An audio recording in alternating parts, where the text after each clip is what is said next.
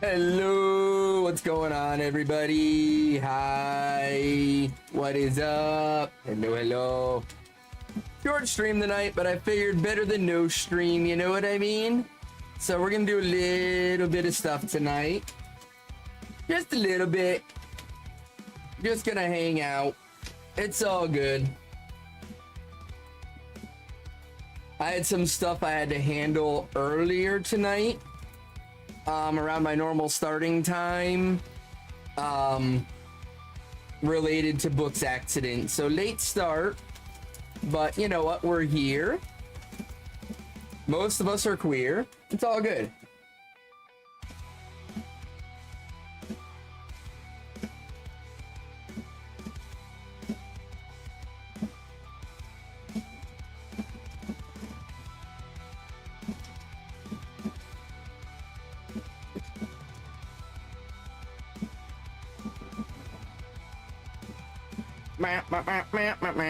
Oh wait, that was a bunny. I almost missed the bunny. Can't go missing bunnies. What if it was shiny? That would have been sad. Well, I didn't miss it, so if it was shiny, it would have been happy. But you know what I mean. Ah, fucking Tyropes. Why are these little bastards so aggressive? Doesn't make any damn sense. You're like a foot tall. How about you calm the fuck down, Napoleon?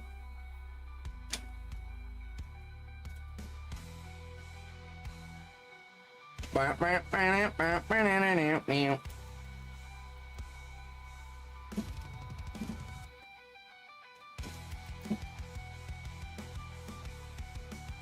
I think I finally fixed the double audio issue, by the way. Which actually, let's test that now.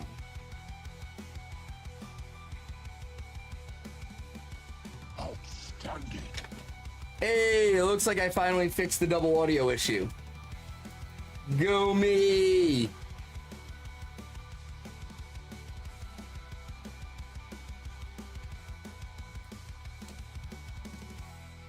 I be doing things lately, let me tell you.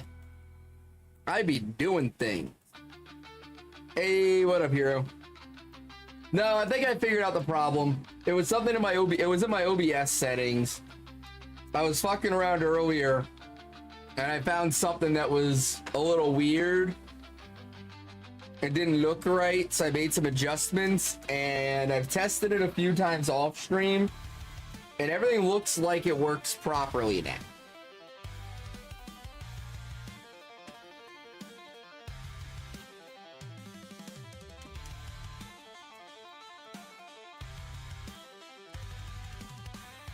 Apparently, when I redid all my scenes in OBS, I screwed something up with the sound alerts, but I appear to have fixed it.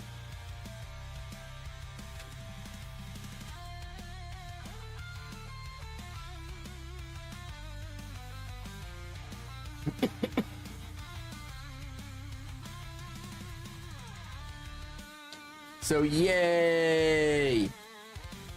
Oh, I think that was a stinky bunny over there. Did y'all see that? It looked like a stinky bunny to me.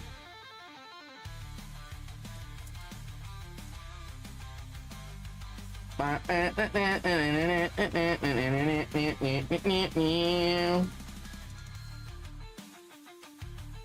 think pink whale happens tonight, guys. I think the pink whale happens. I don't know why, but I have a feeling, and it's why I decided to stream even though I had such a late start. Because I finally finished everything I had to do, and I was like, it's already 8:30. I still have to feed the dogs. I should just not stream tonight. And then I was like, you know what? I'm gonna stream because I have a really good feeling about Kyogre. And so I decided to go for it tonight, even though it'll be shorter. But I just feel really good. So we're gonna see just how much those good feelings matter in the end.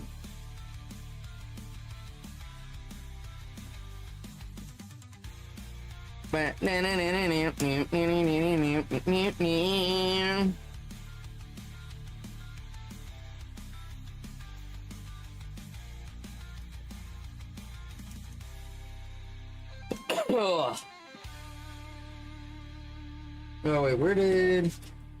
Hey, I gotta check my work phone real quick on something.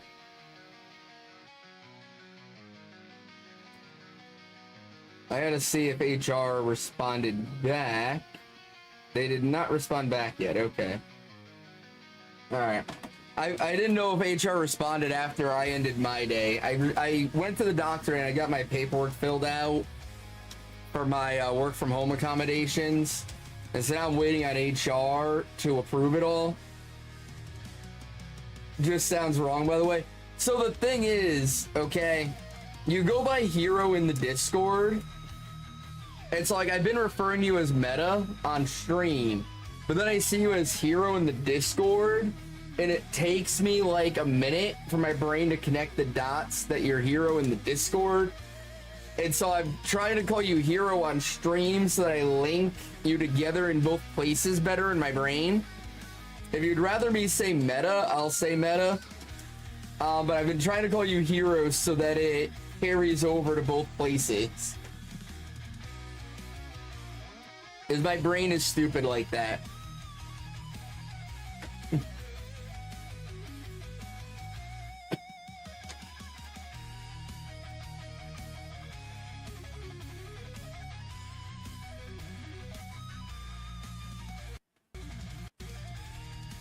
Come on now. I don't care the way it just took you a minute. All right. We'll see how we'll do it on a trial period. All right. I'll call you hero for now. And if you're like, look, I get it, just no, I'll go back to calling you Meta.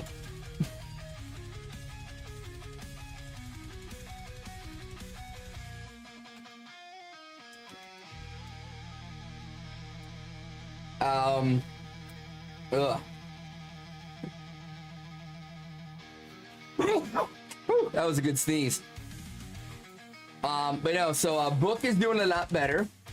She was actually capable of walking on her own today. For the most part, there are still a few moments where she was in a little more pain and I had to help her around the house, but for the most part, she was walking on her own today, which is a huge improvement from the last two. So good news there. Obviously bad news on this. Found out from my insurance today that the other guy in the accident has secured an attorney and is pursuing civil action, which was expected. It's kind of the go-to thing in today's world. You get into a car accident, the first thing you do is find an attorney and file a lawsuit against the other person who was at fault in the accident.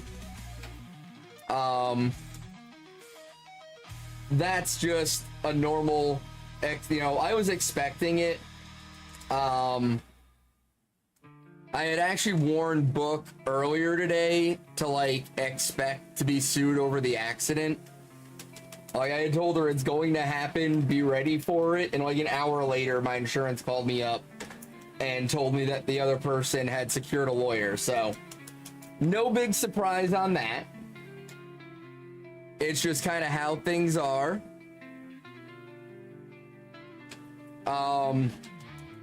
There's a few things that kind of go in Book's favor, which is nice, but we'll see what happens with all of it as things go.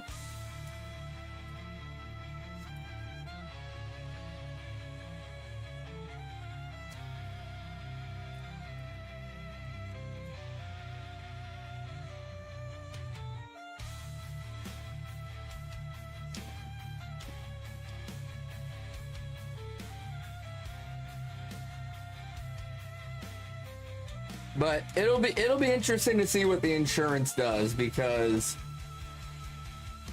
one, the officer who responded to the scene, while he put Book at fault in the report, he never issued any tickets on the accident. And that to me is very telling that he put, you know, he has to put somebody at fault. So he put her, but he didn't issue her a citation on it. And he also stated to me that he had spoken to the other driver about his speed at the time of the collision, but didn't issue a citation for speed either. So the fact that he didn't issue any citations on it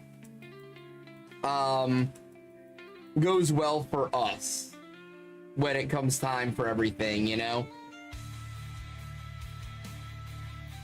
But it was pretty funny though, because like the other guy's insurance contacted us before our insurance did.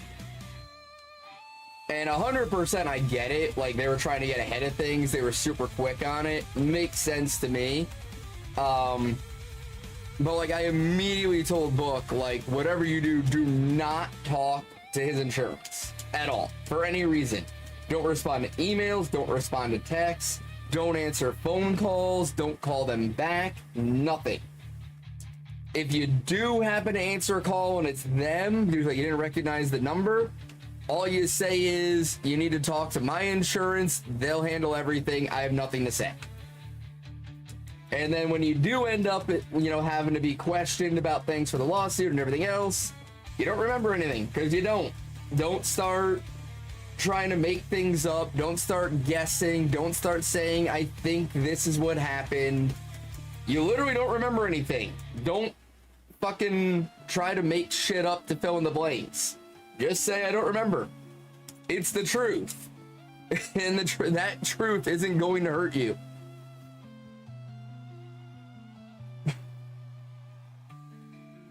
Also, I'm pretty sure she has a concussion from the accident, which that isn't good.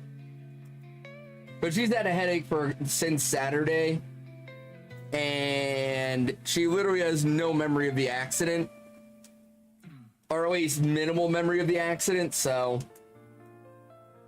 pretty sure she got a mild concussion from it.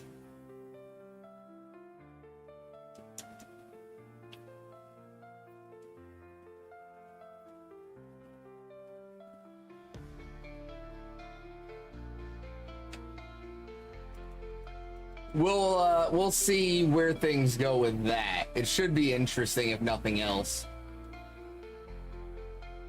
Thanks for the hydrate, Muck. I actually have some water today. How you doing, Muck? You doing good today, buddy?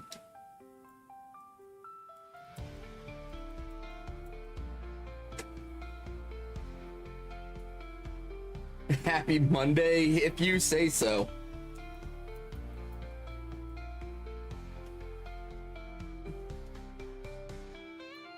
Playing Wukong still? Nice. I still need to play that game, dude. Ugh. But no, I'm doing good, man. I'm just dealing with all the nonsense, you know? Appreciate the shiny luck there, Muck.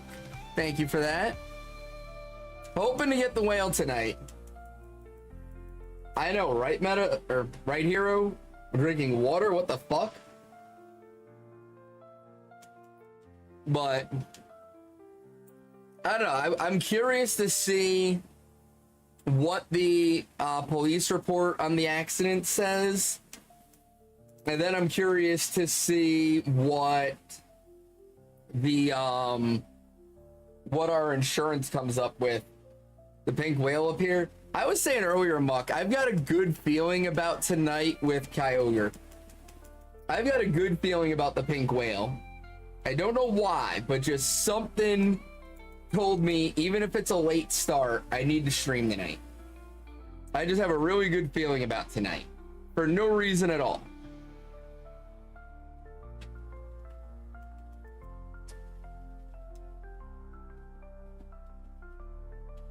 Playing Sonic Racing Cross Worlds. The game's good. Nice, Mika. Hope you guys have fun with that.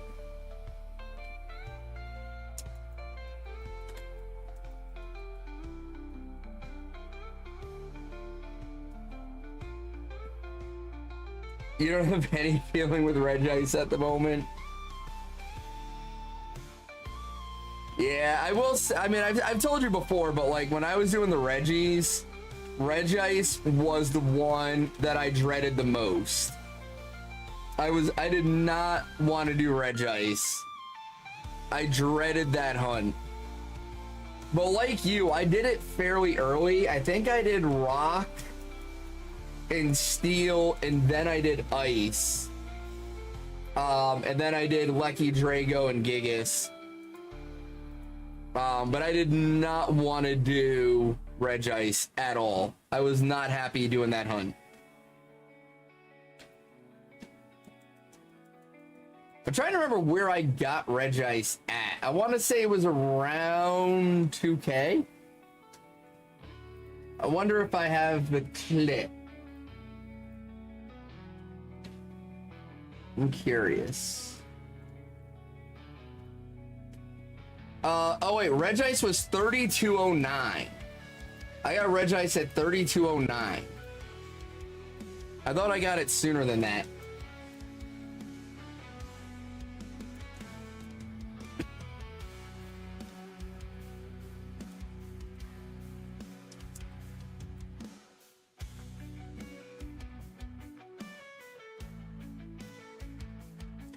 Don't give me hope. It's what I'm here for, hero. I'm here to give you hope. Muck, I did the Reggies in Sword and Shield. I did all the Reggies, and I got them all under odds.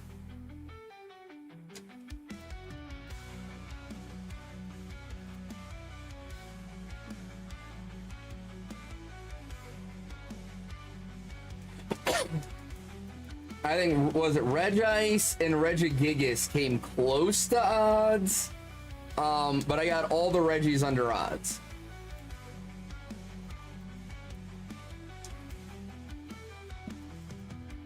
Speaking of pink whales, it makes no sense, but I really want to do the Static Whale Lord in Sword and Shield again. That was just a really cool hunt to do. I might do that again in the future. Just for poops and chuckles. I think it would be fun to do as a race.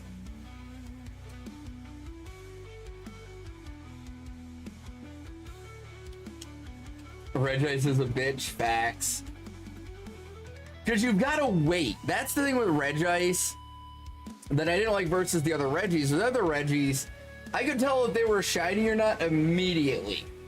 But Regice, I had to like wait to make sure the sparkle animation didn't happen and then reset the game, and it just made the resets take so much longer than they needed to. And then in the end, I didn't even need to do all that because as soon as it appeared, I knew it was shiny, and I was like, fuck, I wasted so much time waiting to make sure the sparkle animation didn't happen because I did not trust myself to see it.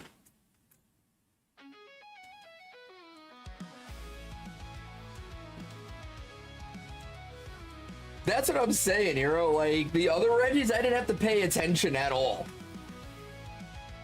I just had to glance at the screen and be like, no, not shiny. But Regice, I was like, I don't think it is for 3,200 resets.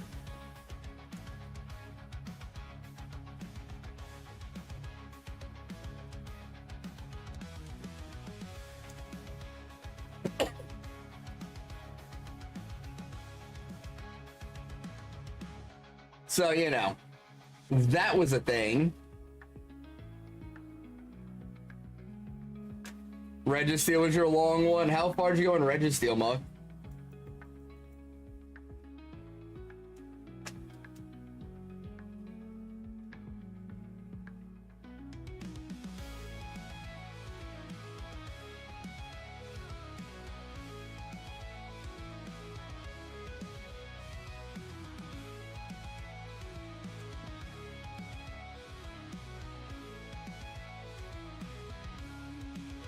I'm trying to remember the rest of them. I know Reggie Drago was like 400 or some shit like that, 450. Reggie Drago was super early for me. Actually, let me see. I should be able to find all my Reggies.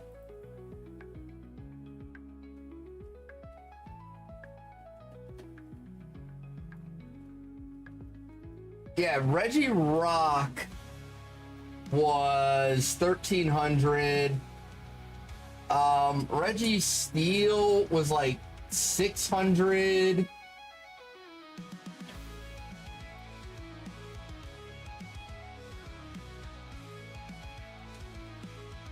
Reggie Lucky I don't have. 276 for you, nice. But yeah, all the other Reggies, like I said, I know Gigas was like 3,400, somewhere around there, or 3,800. Gigas was the closest I got to odds on the Reggies. Drago was 5,900. Ouch, that hurts.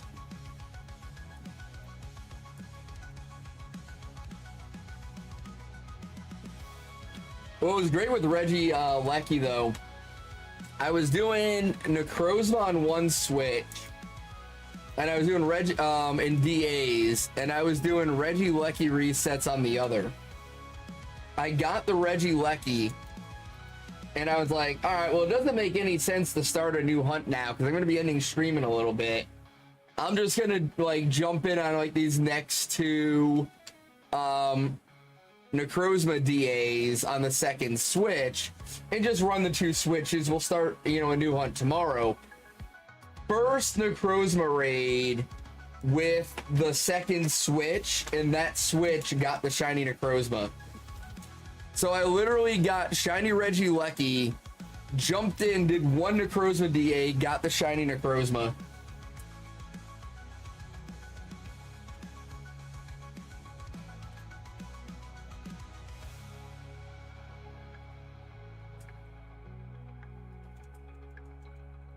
Gigas, you can go back to not paying attention. Oh, not even mostly, Hero. Not even mostly. All you need to do for Gigas is go into the thing once, make sure you can beat it easily, and then you're good, because it'll be shiny in the raid den that you go into for it. And if you beat it, it's a guaranteed catch. So all you have to do with Gigas is make sure you can beat it. As long as the team you bring wins, that's all that matters.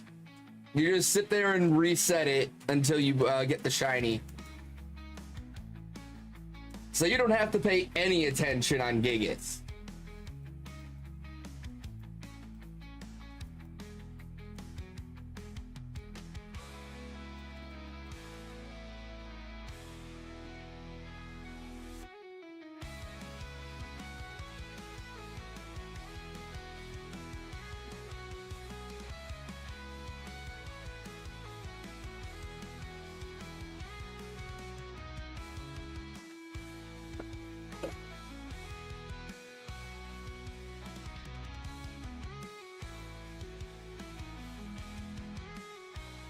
Out of all the Reggie hunts, Gigas was actually, you know what? I'm trying to think.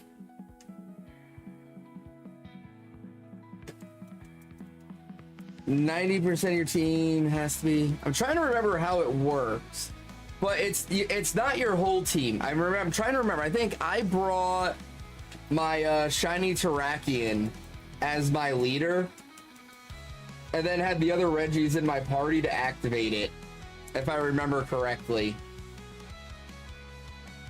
And then I just stomped him with Terrakion.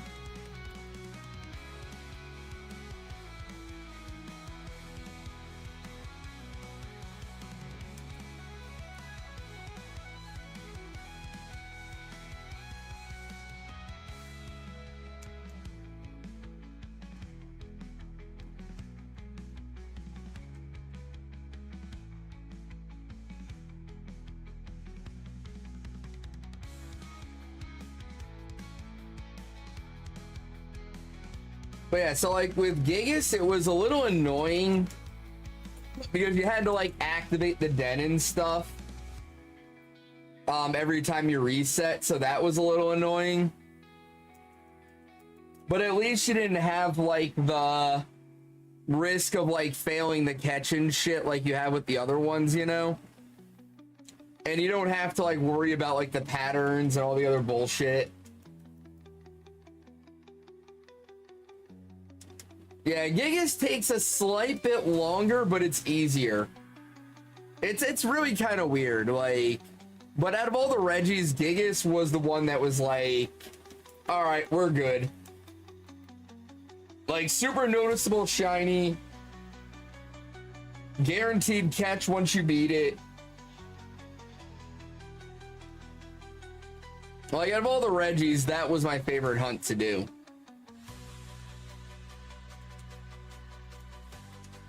I would say least favorite obviously was Regice and then Regidrago. Just because I felt like Regidrago deserved such a better shiny than it got. Like, Regidrago is only slightly better than Regice as far as shinies go. Like, I will say, like, in game when you see the shiny, it's more noticeable than you think it will be. But like when you look at the sprite compared, like for the shiny compared to the non-shiny, you're looking at it like, what the fuck's the difference here? Like, the sprite doesn't really do it a lot of justice. The actual shiny looks a lot better and it's a lot more noticeable. But Regidrago still deserved a much better shiny than it got. Yeah, the Chocolate Rock is probably my favorite shiny out of all the Reggies. And agreed, Muck. Regigigas was just a relaxing hunt. It's a very stress-free full odds hunt. Square shiny Bungaro? Did you just get that, Hero, or what are you talking about?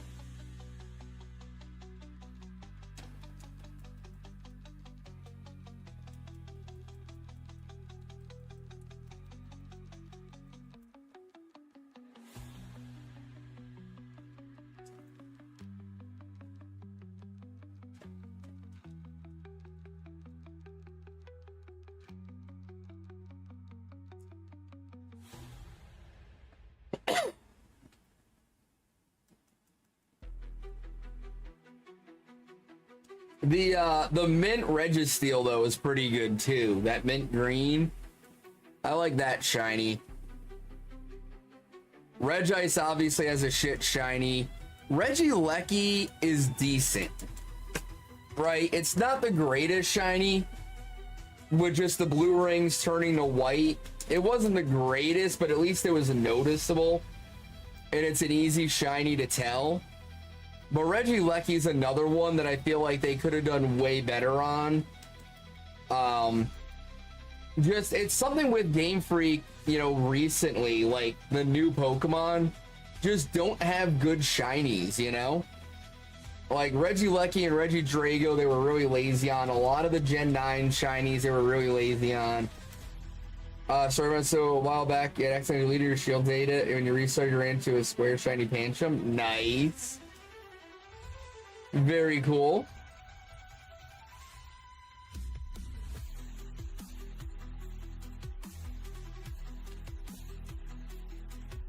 White for Regice would have been cool, or black. That's what I'm saying. Or purple. Like, purple would have worked as well.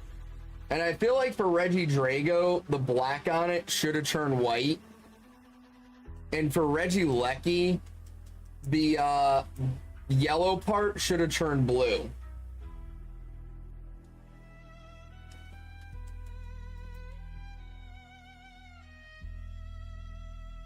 That would have been my preferences for those shinies.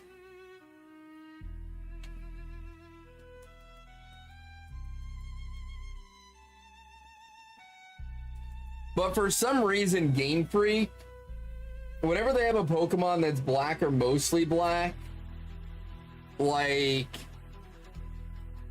they just never do anything with it. Yo, what's up, Jer? How you doing, buddy? Hey, hi. Hello, Pat. So, Jer, I got the shiny Spritzee last night.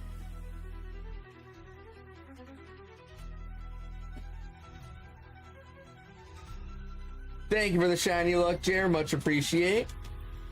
How you doing tonight, Jer?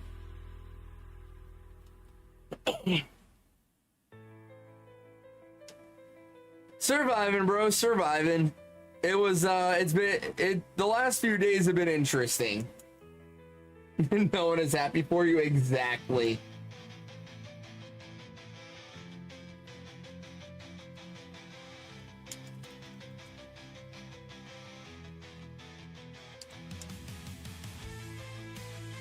So yeah, Jared, I forgot to tell you, and I meant to message you about it and give you the update. I forgot to do it, dude. Book had a pretty bad car accident Saturday. She's okay. She's banged up, but she's okay. She's been, like, she had to go to the hospital, like, she didn't have to go in an ambulance or spend time, like, in the hospital long term. We took her to the hospital afterwards, but her car is totaled and she's pretty banged up. I meant to message you earlier and it's just been fucking hectic as hell, bro, and I completely forgot to message you. So I've been dealing with that since Saturday afternoon. Nah, I understand, Pat. I appreciate you being here with everything you've got going on. I mean, Hero, I would have as well. Yeah, dude, it's been, the last few days have been interesting with trying to, you know, take care of her and deal with insurance and everything else, and, you know, it's been a crazy couple of days trying to handle it all. Like, at least today she's finally able to walk on her own again and I don't have to carry her around, so that's good. But yeah, she's still pretty banged up and in a lot of pain.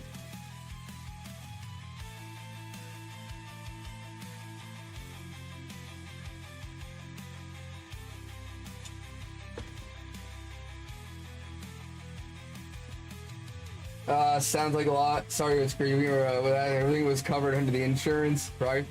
So, I mean, like, her car will be covered by the insurance. It's going to be a total loss. Here, actually, I'll show you.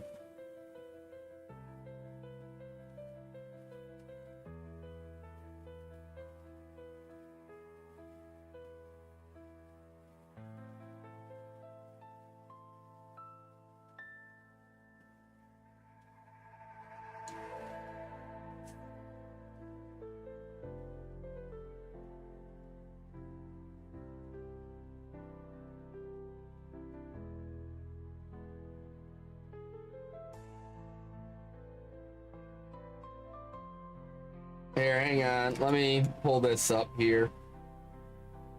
Yeah, so Jared, this was her car.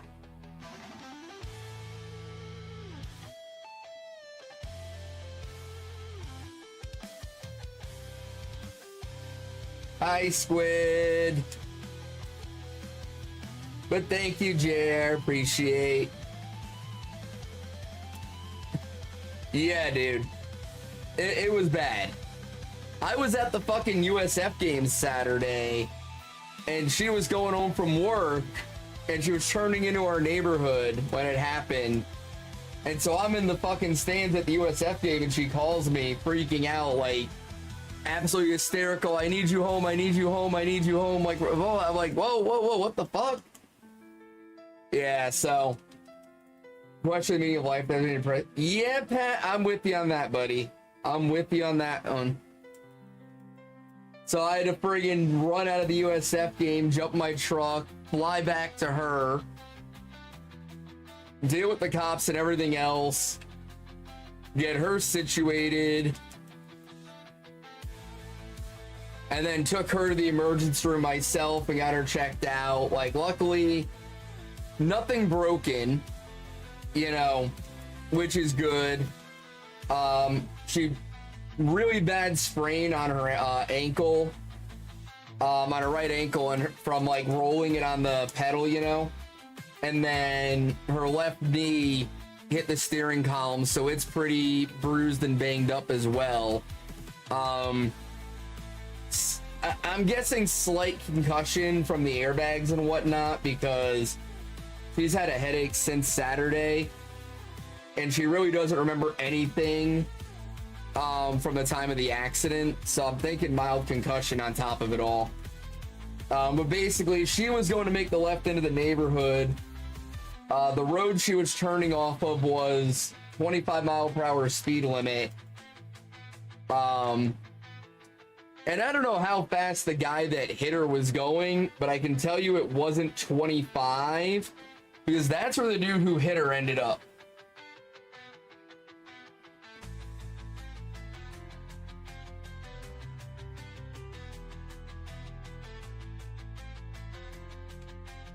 She got spun around, did like a full 360, and got pushed back like 100 feet from the intersection to where her car ended up before the intersection, almost completely off the road on the grass.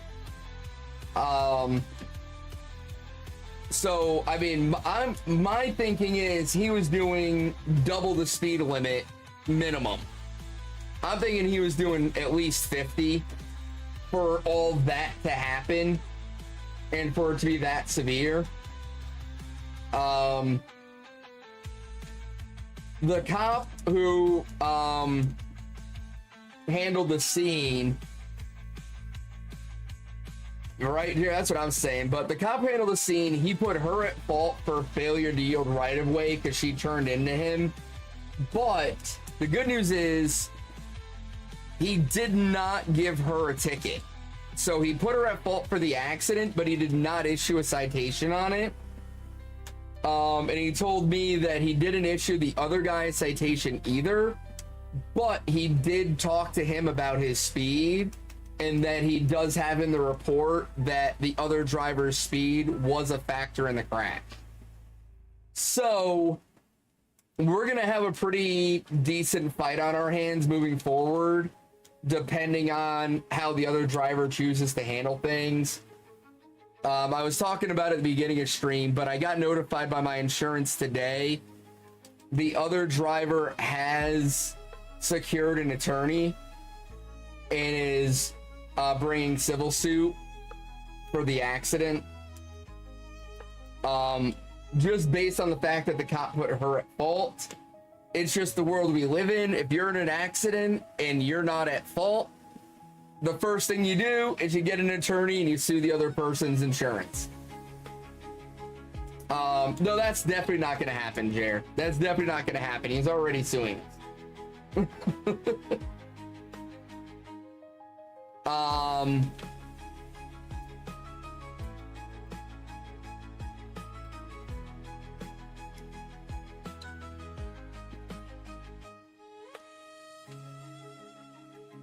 It's the world we live in, Jer. Like, it just is what it is. If somebody's in an accident and the police report puts the other driver at fault, the first thing that the other person does is file suit. Because typically the insurance is just going to say, we're willing to give you this much. This is what the other person's insurance will cover. We're willing to pay you this much to just shut up and go away, rather than fight it. And so it's the first thing anybody does. Yeah, Squid, I have a dash cam in the truck, and whenever we get Book's replacement car, I'm gonna have a dash cam ready to install before we even leave the dealership.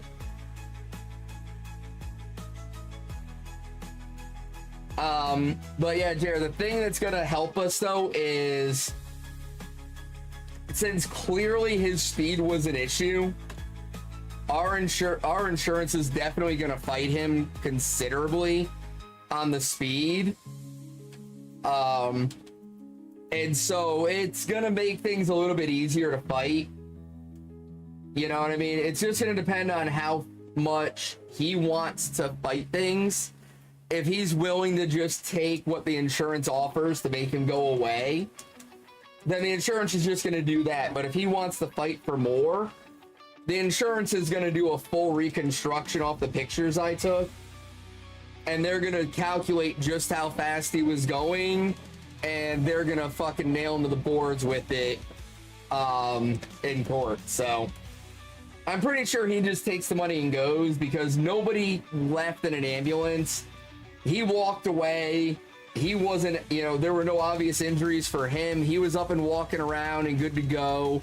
I'm sure he, just like us, he went to the hospital afterwards and got checked out. I'm sure happened, you know.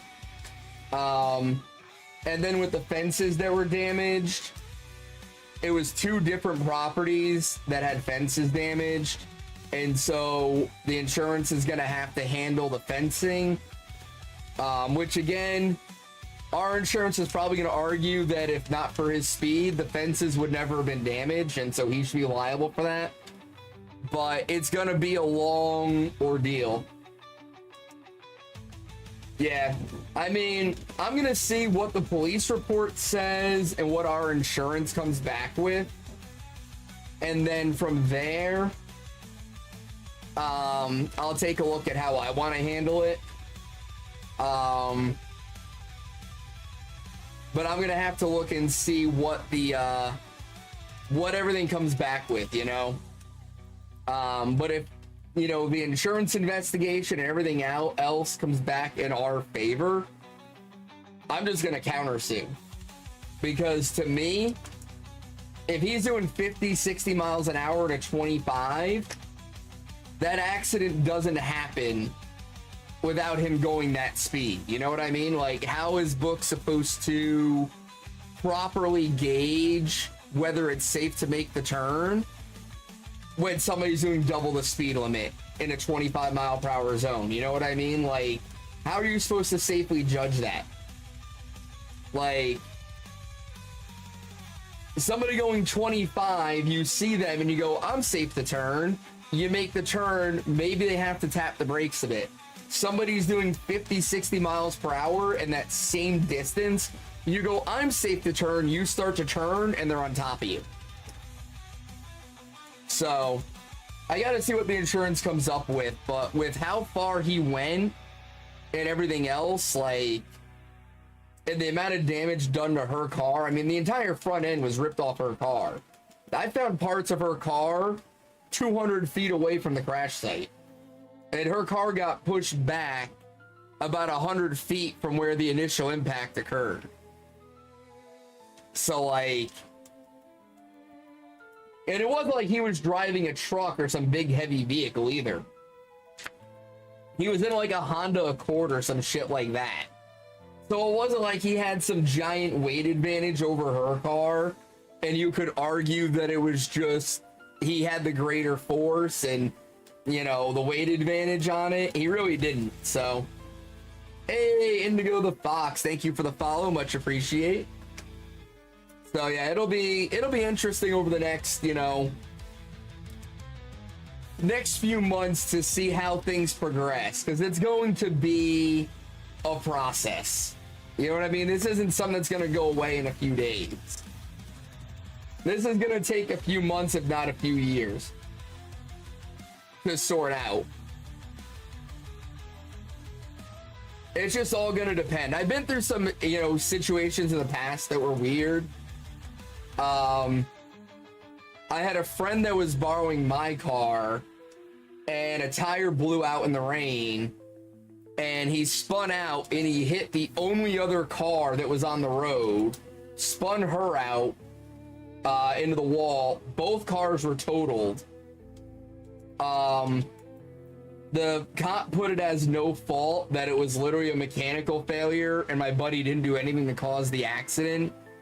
The other girl ended up suing because she said she had like a neck injury, and my insurance literally just gave her 10 grand and she walked away, and that was the end of it. And I literally didn't, my insurance handled everything. I literally got a call one day and they were like, hey, this other person's suing you for this.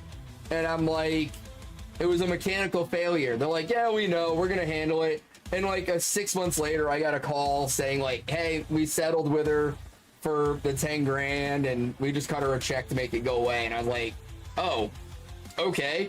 And like, that was the end of it. So I'm hoping it's similar to that and it's not a lot of bullshit.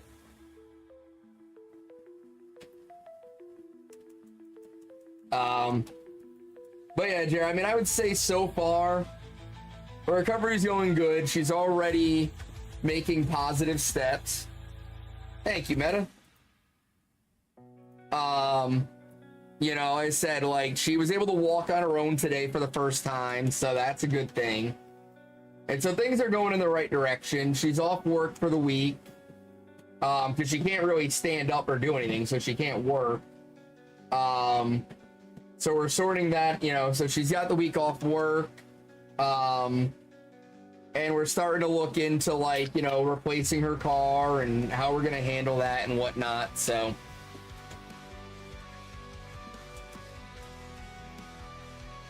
You know, the only thing on my end is I'm worried what's going to happen with my insurance. Because you know how they are with insurance. You have a claim and they fucking jack up your rates. So I'm kind of hoping that isn't a thing that happens.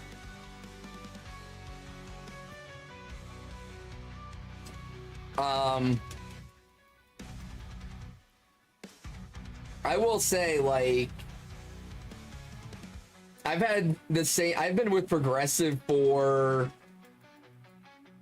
10 years now. And this is only the second claim I've ever had of any kind. And the first claim wasn't my fault at all. So they shouldn't fuck me too hard on it, you know?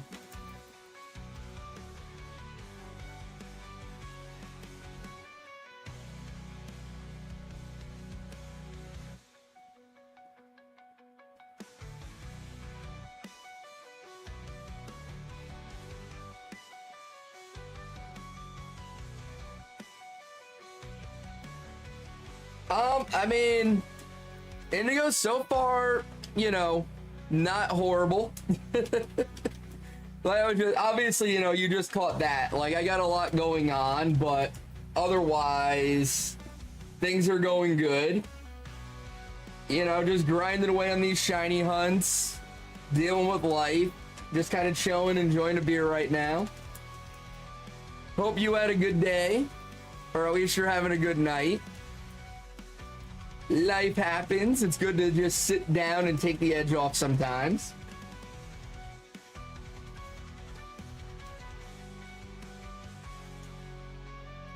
Really hoping I get this pink whale tonight. It would be a nice, happy moment.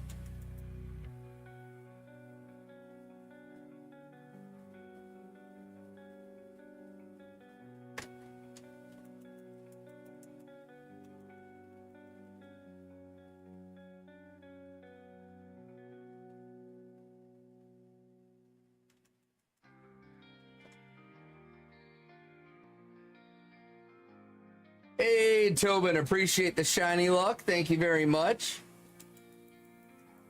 Yeah, I mean, you look at Kyogre here. I am a little over 300 away from odds on Kyogre, so getting closer and closer to that 4096 number. Hoping it doesn't go that far. Would like to get it here under the 4K mark. But we're in that range right now, you know, where we're just about to odds. Like, this is where you really start getting excited and feeling like the shiny is possible, you know? Actually, I haven't done this. Let's see this.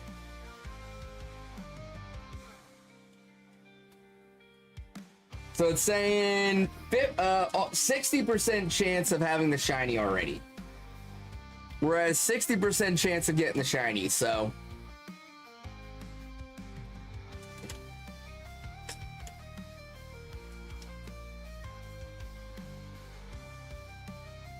You once won money from a stupid driver because they on purpose did something stupid to try to hurt you because you're on a motorbike.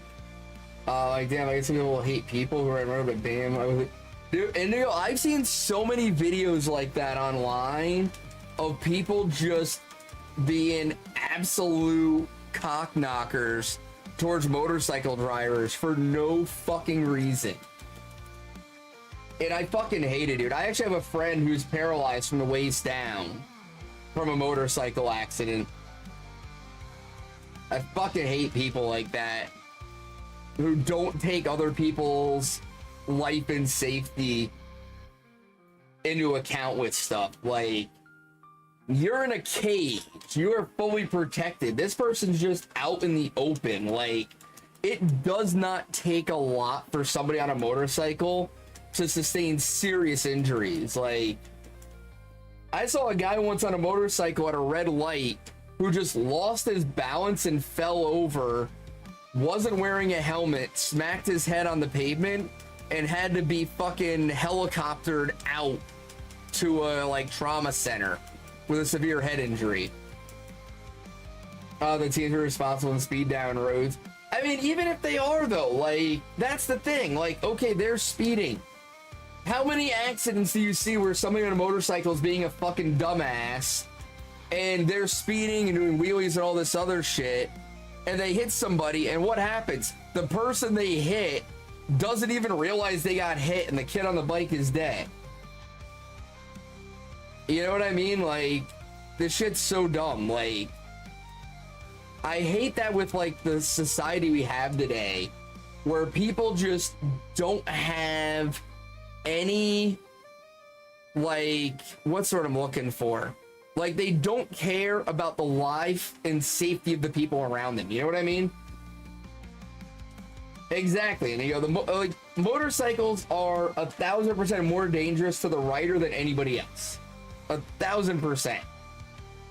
And like, to be in a car and get so angry at somebody on a motorcycle because you don't like how they're driving that you're going to literally attempt to kill them is insane to me. Yeah, just well, it's not even sympathy. It's just people don't give a fuck about anybody else. And it's insane to me. Oh yeah, and I've seen all kinds of shit in here. People on e-bikes, on electric scooters, on just bicycles. People, like, it's insane. Like, dude, calm the fuck down. Like, it's not that serious. They're not doing anything to you. They don't pose a threat to you at all. They're not doing anything that affects you in any way, shape, or form. And you're going to put their life at risk because you don't like what they're doing? It's insane to me.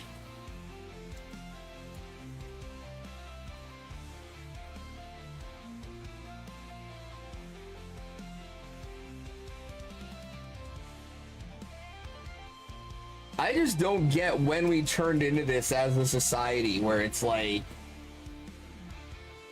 I don't like what you're doing, and so I'm now judge, jury, and executioner, and I'm gonna take a stand. Like, I don't get where that came from.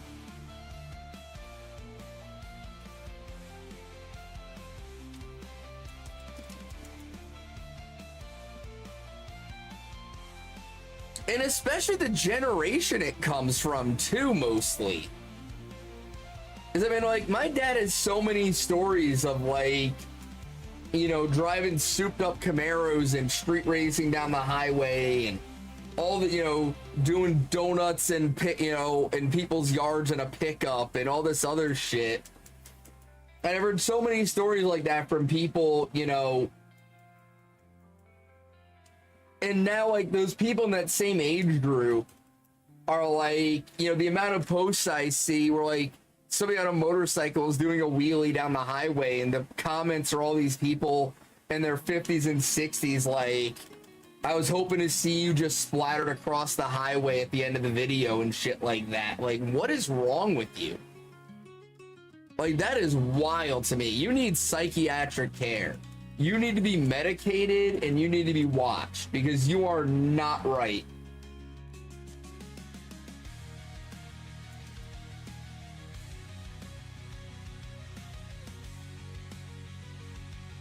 Yeah, full-blown argument once with somebody. They complain about you letting someone go by choice. You signal for them. They can go instead of waiting ages.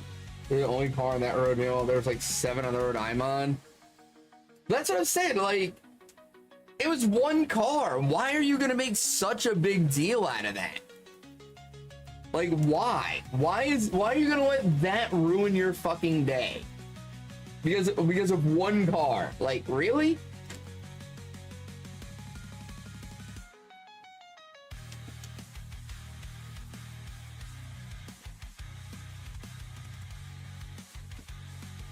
I don't know. I can tell you in my younger days, I did a lot of stupid shit that I shouldn't have done. Right? I'm not gonna deny it. But I also did it at times when there was nobody at risk but myself. I made the choice to put myself in that situation. And that was that. Like, your research on the UK, so a lot of people use your accent against you. Wait, what the fuck? They're using your accent against you because you have a British accent? That's insane, dude. That is stupid as hell.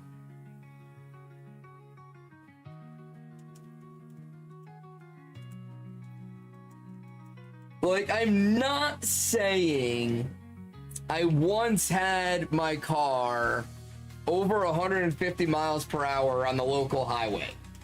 I'm not saying I did that. But if I had done that, I can assure you the only car that was around me was also going the same speed as me, or at least trying to. And as soon as we came up on other cars, I slowed the fuck down. You know what I'm saying? Like, thank you again for the shiny luck there, Muck. There's a time and a place to be an idiot and do what you gotta do.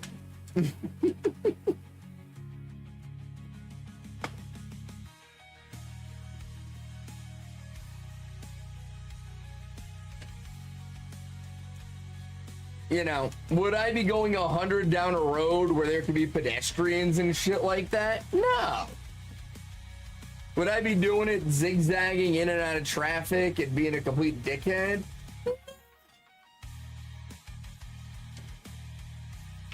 Have I been on the highway in the middle of the night with free road ahead of me and decided to see how fast my truck can actually go? Maybe. Your neighbor's kids begged you to let them look at it. You got some very good neighbors. Dude, kids love motorcycles, all right? There's no way around that. I will say, I always wanted to get a motorcycle. But I live in Florida, and I refuse to get one living in Florida. I will not do it.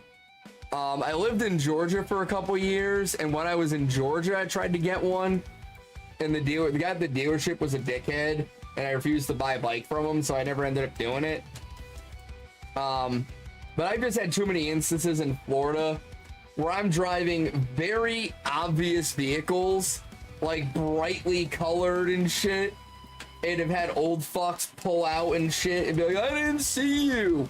Like, bitch, the car is bright yellow. The fuck you mean you didn't see me? How do you not see the fucking bright yellow car coming at you? So I'm like, there's no fucking way I'm riding a motorcycle down here with these idiots.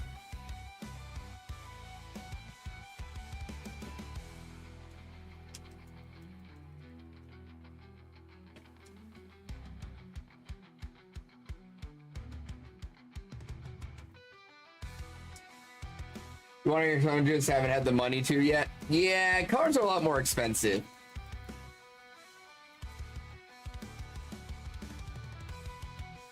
But no, I tried to get the motorcycle when I was in the army because I was like, I'm literally just gonna drive it to work in the morning, and I live on base. So I'm just gonna drive it to and from work, and then like on the weekends I might drive it down to Savannah for the weekend to hang out. But that's it. I was like, I'm gonna need to put gas in this bitch like once a month. I'm gonna save so much money. But then the guy at the dealership wouldn't negotiate the price. I hate it when you go between cars on a motorcycle on the lights, but then they complain even if we don't. Dude, that's the dumbest thing. Like, you're not in their way at all. You're not doing anything to affect when they get home. You're just gonna get there a little bit sooner than they are. That's it. It doesn't affect them at all. And it's so much safer to filter up to the front because they don't have to worry about getting sandwiched in between two cars. It's like a proven fact that in traffic or like in stop situations on a motorcycle, it is a million times safer to filter through the cars and get to the front. It also helps the traffic move faster because it takes one vehicle out of the line. But people are fucking stupid as hell and they don't think. All they care about is, you're now in front of me and you shouldn't be. And I don't like that. I don't like that you're now in front of me. That's literally all it is. It's so dumb. I will say though, I'm, in hindsight, very happy the guy at the dealership was a dickhead. And that he convinced me not to get a motorcycle. Very happy about that. Exactly, Indigo. But like, I know who I was back then, and I know what I was like, and I 100% would have been riding that motorcycle when in no condition to be doing so. I probably wouldn't have survived having a motorcycle if I had bought one. So in hindsight, I'm very happy that the guy at the dealership was a dickhead and wouldn't negotiate the price.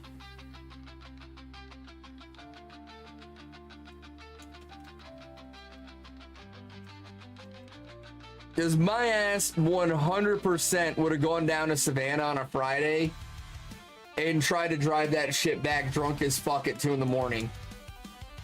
It 100% would have happened.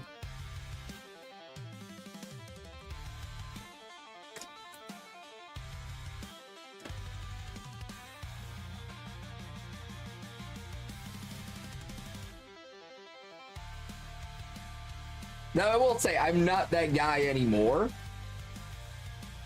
Hey, what up, Walsh? How you doing, buddy? Okay. Indigo, that is the standard, is to just be angry all the time. But Walsh, look, I have water.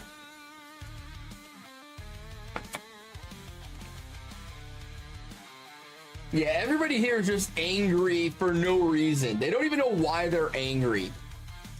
That's just the default. I mean, I have other water too. I have both kinds of water. It's okay.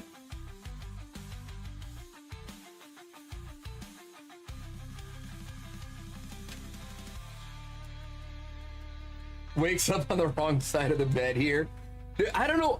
It's normal water and Florida water. Exactly. But anyway, I don't know what it is. I don't know when it happened. But at some point in my life, everybody in this country just got so fucking angry at the world around them. They don't even know why they're angry. They don't know who they're angry at. They just know they're angry and they just take it out on everybody around them. This shit is wild.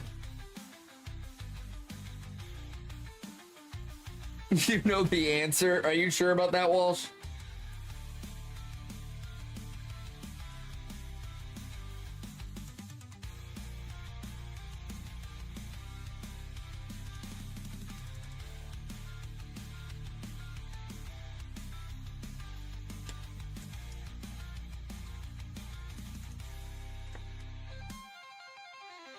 Once why they were angry at me. They're talking because you're British. That's exactly what I mean. Like, they don't even know. They don't know why they're angry. They don't know who they're angry at. They just know they're angry, and they don't know where to direct it at. Who you ask it started in 2000. See, again, though, I don't think that's true. I think they were already angry. They just didn't have a target for the anger. You know what I mean? I think 08 and 15 gave them a target for the anger. But I feel like people have been angry since before then, and they just haven't known where to direct it. I will say, I think a big part of it is the lack of proper health care, specifically mental health care in the US. I think that's a big part of it. People, shit happens, they don't deal with it. they just hold it in and then it just gets let out in weird situations. And I think just as a culture, like, you know, you're not allowed to be angry. You know what I mean? Like, you grow up with, like, being yelled at for having feelings and shit like that and having emotions, and so you bottle that shit up, and it just comes out later on in life in weird ways. Hey, Franklin, I think Mega Victory Bell looks like a swollen nutsack. That is my opinion on Victory Bell. It reminds me of the South Park episode where all the guys are just hopping down the street on their nuts. It reminds me of that. Most of the time, like when the guy said he's mad because you're British, I just jokingly said, you fucking Muppet. But that's what I'm saying. So, like, but again, like, it's a cultural thing, you know? Like, it looks silly, but you definitely keep him on the team and main him. Hell yeah, Franklin. And thank you so much for the follow, Franklin. I mean, it looks silly as hell. I'm definitely going to have it on my team for at least a little while and check him out and see if he's useful. It's just a very odd design. It's a very silly design.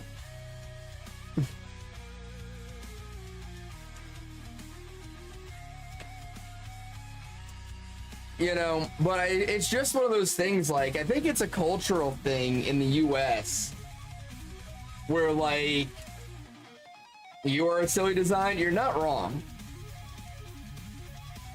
We love our banter in England, but that's the thing, like, in the US we don't have that. Like, you know what I mean? You're not supposed to say anything to somebody else if something happens. You know what I mean? You get that customer service thing. The customer's always right, and even when the customer's being an absolute dickhead and is completely wrong, you're supposed to just smile and say thank you for your opinion, right? Like, you know, growing up, you just, you know, you get angry and your parents fucking yell at you about it and shit like that, and like you're not allowed to, like, there's no release ever. Everything in this culture is like, keep it in, don't show your emotions.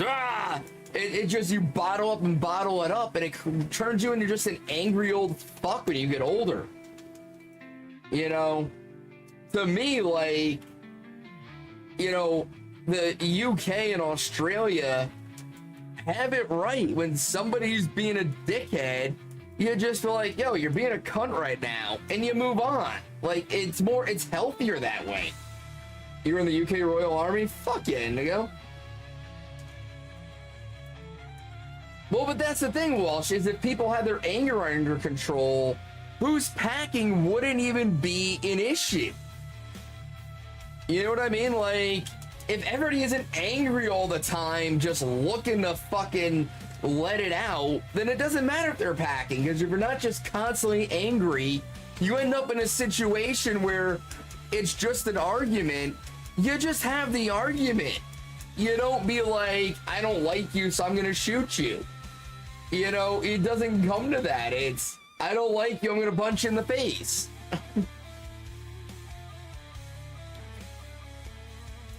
Like, can we just go back to settling things as men, where you have a disagreement and you just throw down and then you move on? When people see me don't know how to use a firearm, I love it. I feel like Americans forget a lot of times that other countries have militaries and that they use firearms in the military. I feel like people forget that the mouse tool is easier, but that's the problem. It shouldn't be the go-to. That should be for when your life is legitimately in danger, and that is it. It shouldn't be for when somebody mildly inconveniences you.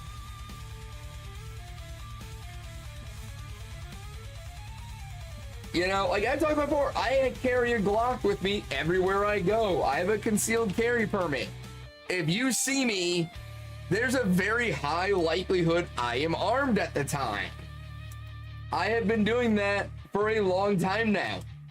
You know how many times I've legitimately considered pulling it out? Fucking zero. Because I haven't been in a situation where my life was in danger. You went to a fire range with a friend and looked at me in shock when you perfectly use firearms like you're a ghost or something.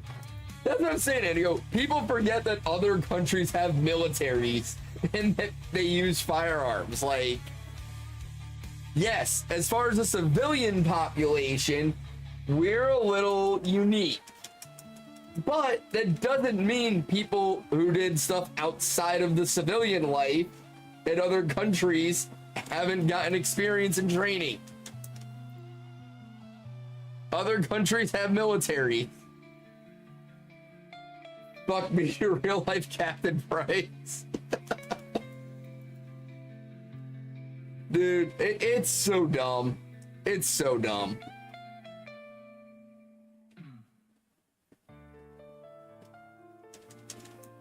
Like, even I get that too. Like, even here, like, because I was U.S. Army, and so I have extensive firearms training, especially rifles. It's like primarily rifles, and so I tend to not come off as a pro-gun American.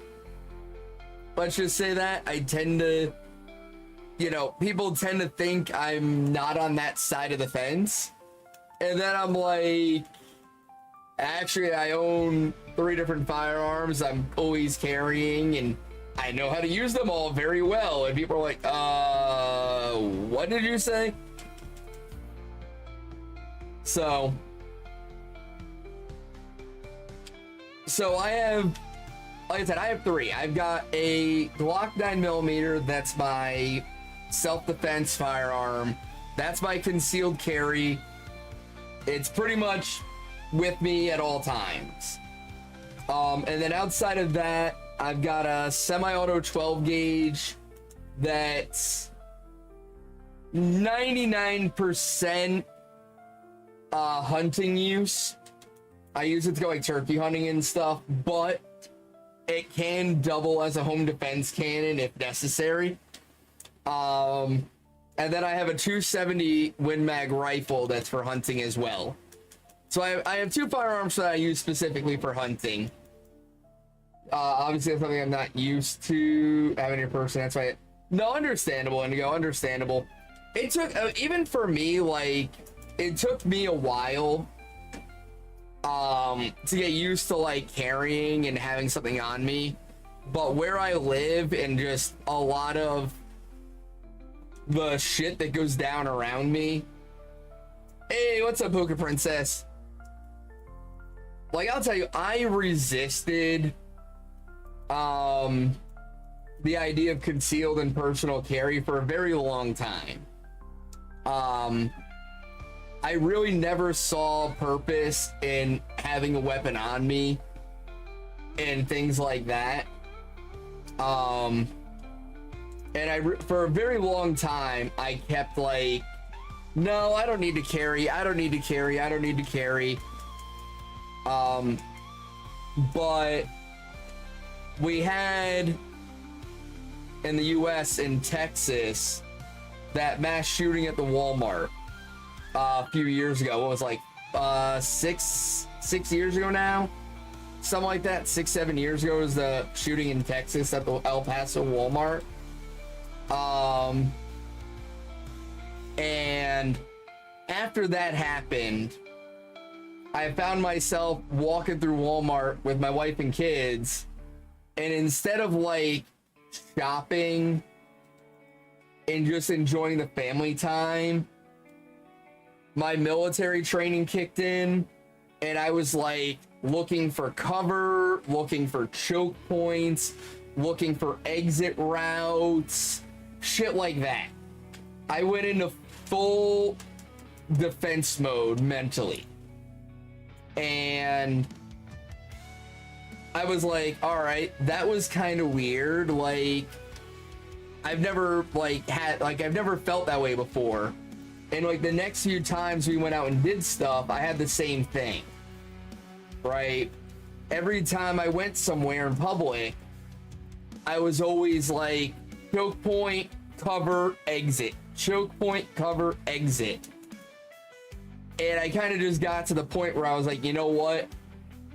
I can't do this. Like, I can't be in these situations and be worried about how do I get my family to the exit safely. I can't, like, that doesn't work for me. And that was when I finally broke down, got my concealed carry permit, and got my concealed carry, just so that I could go out in public and do basic things without having that mentality of cover, choke point, exit at all times. And I fucking hate it so much. I really do. I hate that that's where my mind goes in those situations. I love that I have that training and that I have that thought process, because I know if something were to happen, that training is going to kick in immediately. That's where my mind's going to go, and I'm going to be able to protect myself and my family better than most people. I love that part of it, but I hate the fact that it's a legitimate concern every time I go somewhere in the US. Both bad and good. It's bad mentality. Because of the fact we have more knowledge in it. Exactly. And that's the thing, you know, like, I mean, you know, I love the fact that I have that knowledge and that I know I can protect my family. I hate that I have to have that knowledge just going shopping. I hate that I'm just trying to buy fucking eggs and I have to have that knowledge ready to go. And that, and just, it, I just, oh my God, I fucking hate it. I hate it. And, you know, on a lot of levels, for me, the decision to concealed carry came with the idea that, like, yes, I understand choke point, cover, exit. I understand that concept. But how many people around me don't understand that concept? How many people are going to go down while I'm getting my family to safety? And that was the bigger thought that I couldn't put past and say, I don't need to carry. You know, it became a situation of, you know, a feeling of responsibility, not just to myself, not just to my family, but the people around me. Like, if I'm there and something goes down, I have the training and the know-how to help more people get out of that situation safely. And for me to just run away and leave everybody else behind doesn't sit well with me. And so, yeah, that's where I made the decision of, I'm just gonna carry all the time, and if I happen to be in that situation where some shit goes down, I'll do my best to protect other people and get my family and as many people to safety as possible. And, you know, I don't want it to come off, because I know the typical US thing of, like, well, a good guy with a gun, and blah. Like, no. I fucking hate that mentality. I fucking hate that. Because we've seen so many situations where it doesn't happen. And I have no kind of hero complex or no kind of, I want to be that guy, I'm ready for it. No, not at all. I'm not ready for it. I don't want to be that guy. But it was the same mindset when I joined the army and I opted to go infantry over all the other options. And it was, if shit goes down, I don't want to be hiding, waiting for somebody to save me. I want to have the ability and the know-how to protect myself and the people I care about. And I'm in that situation where I have the know-how. And now I have the tools. And it's just a matter of, if I'm in that situation, can I operate properly? And make the right decisions, make the right moves, and do what has to be done. But I would rather be in a position to be proactive than it would be to just be waiting. I'm not that kind of person. I can't just sit there and wait for somebody else to do something. You know what I mean? You got used to seeing, yeah. No, I fully get what you're saying on that one, Indigo. I didn't deal with that myself in that instance, but I've had other situations outside of military training, and being desensitized to that stuff is not a good feeling. Exactly, Hero. That's the whole thing. I'll do what's required, but I'd rather not.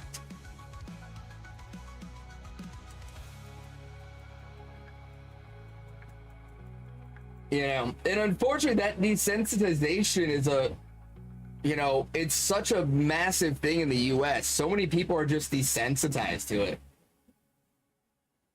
Oh shit, and they go, yeah, I know a couple of people who have had similar things happen that I served with, and it's been 20 years and they're still not right.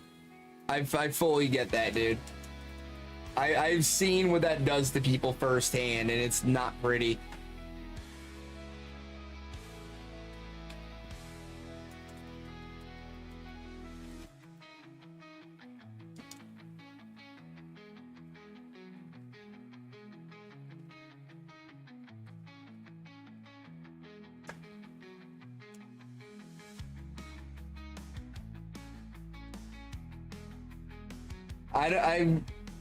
Yeah, it's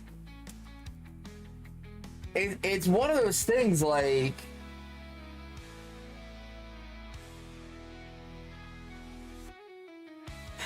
I don't even know how to describe it, but like, just, you know, war and stuff has changed so much in the last, hey, Shiny Bunny! 607 on the Shiny Bunny! Let's go! I had a good feeling about tonight. I thought it was going to be Kyogre, but hey, Shiny Bunny. But yeah, fuck yeah, Indigo. I get what you're saying there. I fully understand that attitude.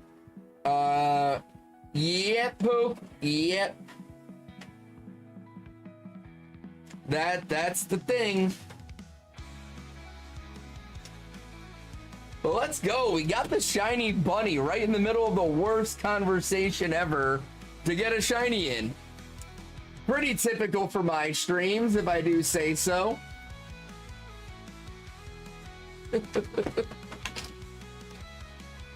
But Shiny Bunny.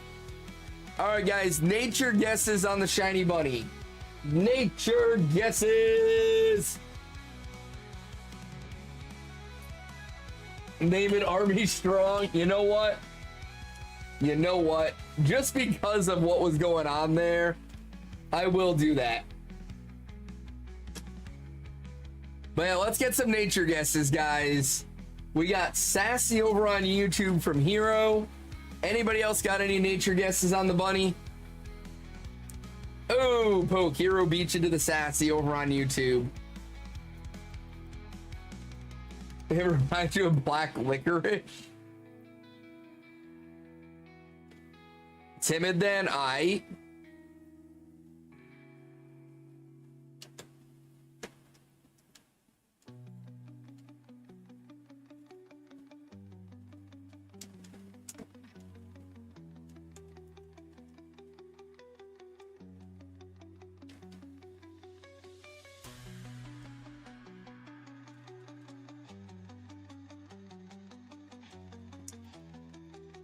Any other nature guesses?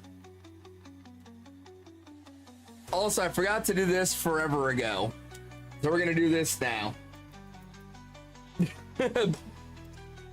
You see that message, Hero, in the chat? So for anybody that doesn't know, my shiny Swoobat here, I got it on encounter 69. It was encounter 69 for the shiny Swoobat. So naturally, we're naming this shit Nice. No, I didn't want to do that.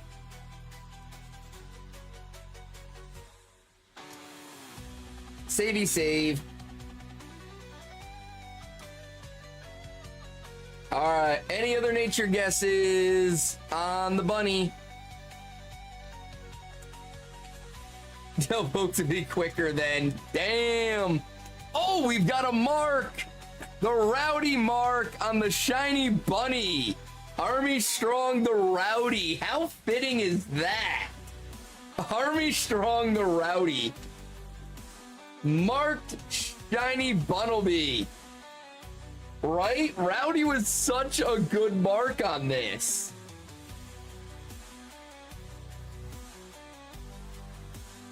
Alright, it is Naive. We've got a Naive Army Strong the Rowdy.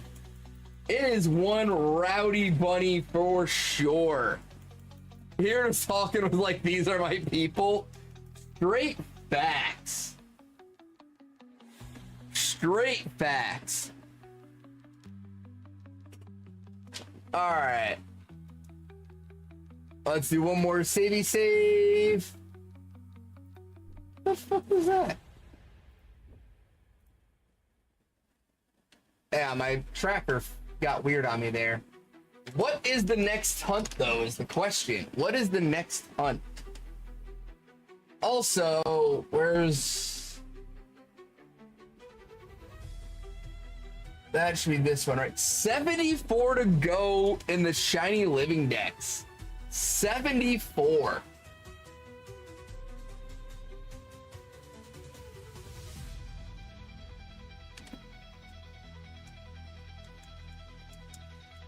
Hey, thank you for the hydrate, Indigo.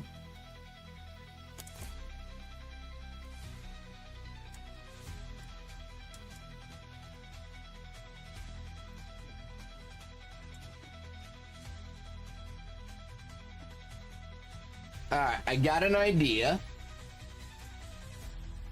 It's not a good idea. Nope, never mind that one.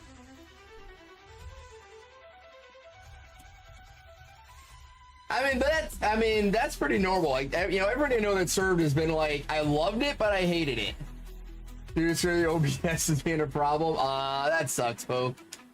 But schoolwork is more important than OBS.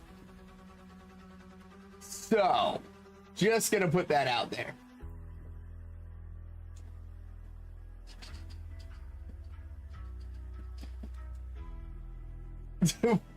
Wait. How is that a story? I thought that was just normal.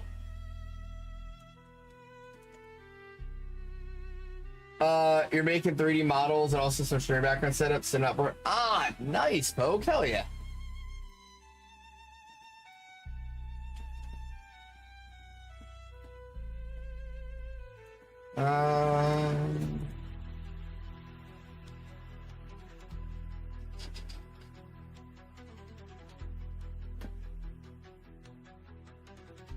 Alright, and trying to get the next hunt set up here.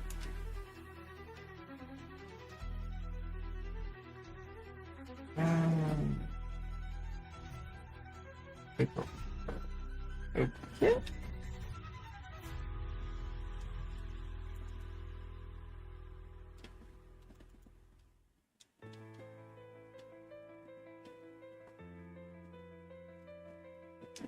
That's a shiny 2 nights in a row. Go me.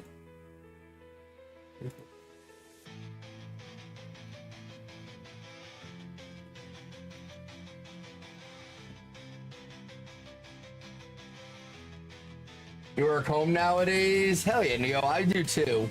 Or at least recently I do. For a while I didn't. I just recently got moved to work from home, which is super nice. God damn it. I have so many sprites preloaded on my PC. And like, for some reason, every hunt I've done for the last like 3 months, I have not had the sprite available. It's so annoying. Like, why can't I ever go to do a hunt where I already have the sprite? It would be so much easier on me than having to find it every time I go to start a new hunt. Legends Arceus hunting as a break from Regice. Nice, Hero. What are you going for specifically? Anything?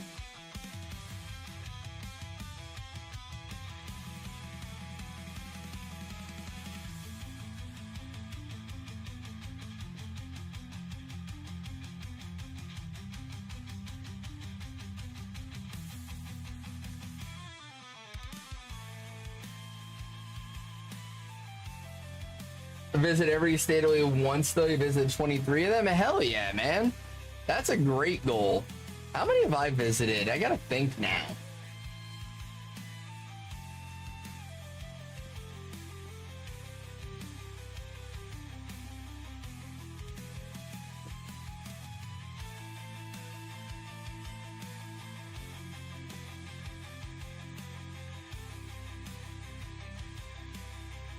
I gotta think.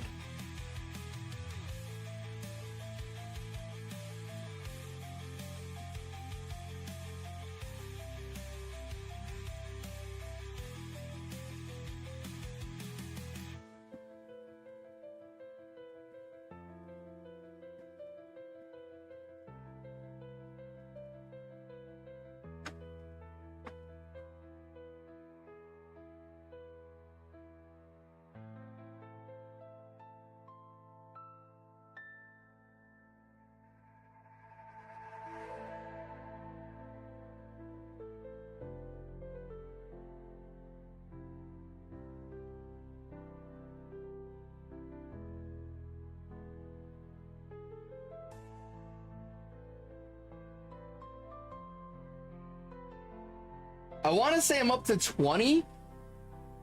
20 feels right. I could be wrong about that, but I want to say 20 feels right. I feel like I'm missing some though.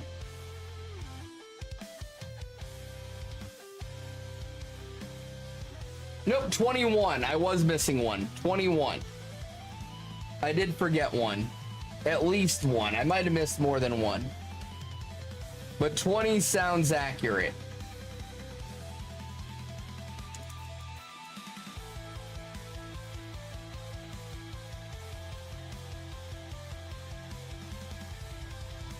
Alright, I gotta get this new hunt set up here, guys. Give me a second.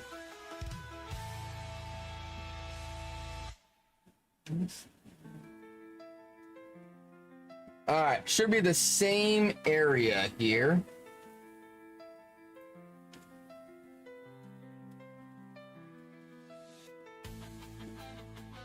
Should be right here. Is that one? Oh, that is one. Cool.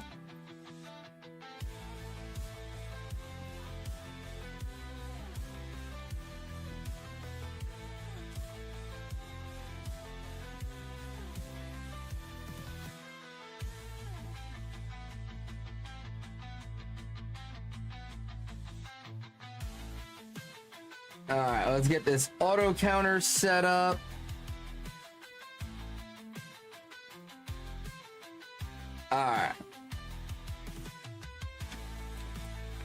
All right, on the bull toy.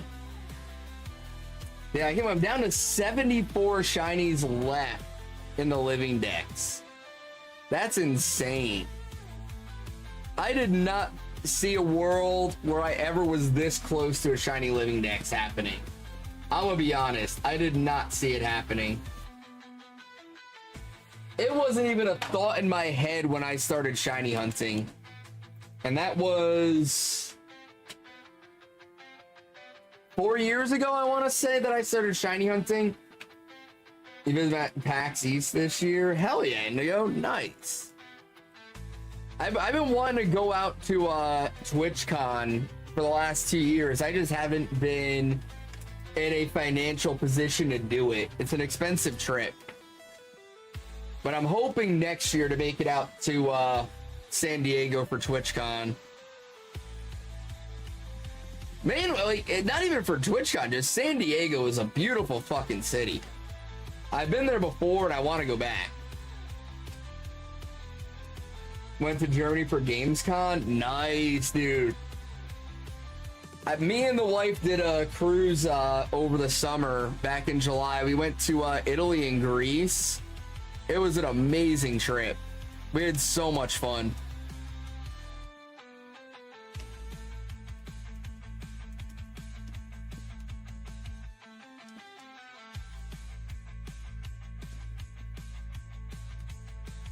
Felt good to be back in Europe.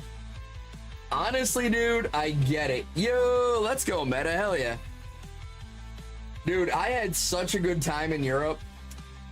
Like, Italy and Greece were amazing, dude. The people were just super friendly.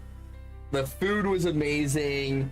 The prices were reasonable. Like, everything about our trip, I did not want to leave.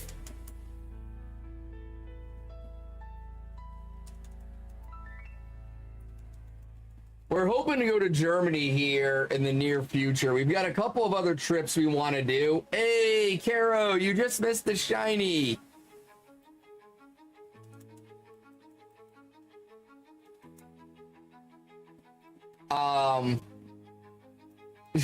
No, it's very lame. You missed it by like 10 minutes. I got the shiny Bunnelby.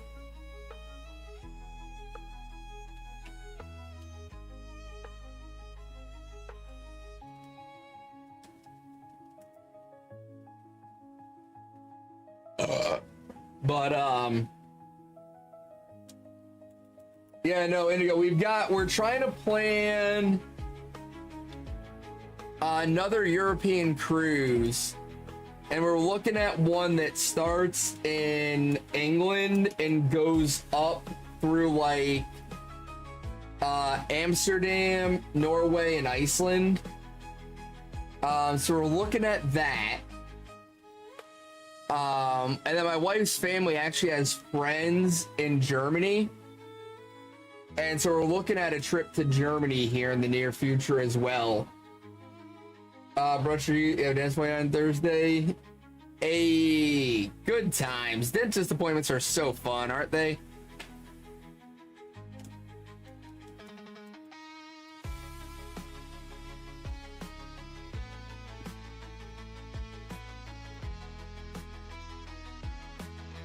Oh, and I forgot to change this.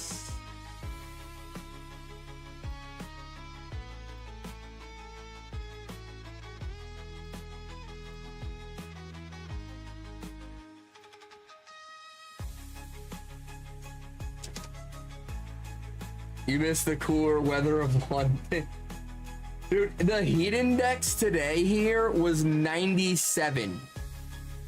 It's it's the end of September. Why is the heat index still 97 fucking degrees? This shit is not right. It was in the 60s. Oh, that sounds so nice.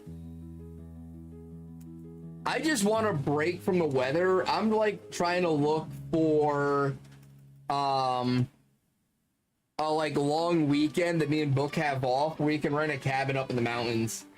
Hey, nice, Indigo. I'm jealous, dude. You got soaked one of the days. Aw. Dude, we got so lucky, and when we were in Europe, it didn't rain like at all while we were there. We got super lucky.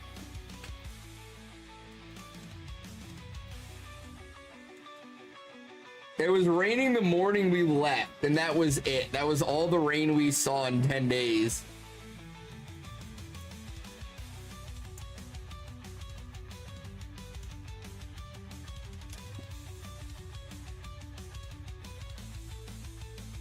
North Carolina mountains, care to drop me off while you're there? So I was talking about this before, Care, but what we normally do is we rent a cabin up in Blue Ridge. That's kind of like our go-to for like short getaways. Didn't have to spend a cent. Invited by a VTuber, you make their models for his. Dude, fuck yes, Indigo. That is awesome.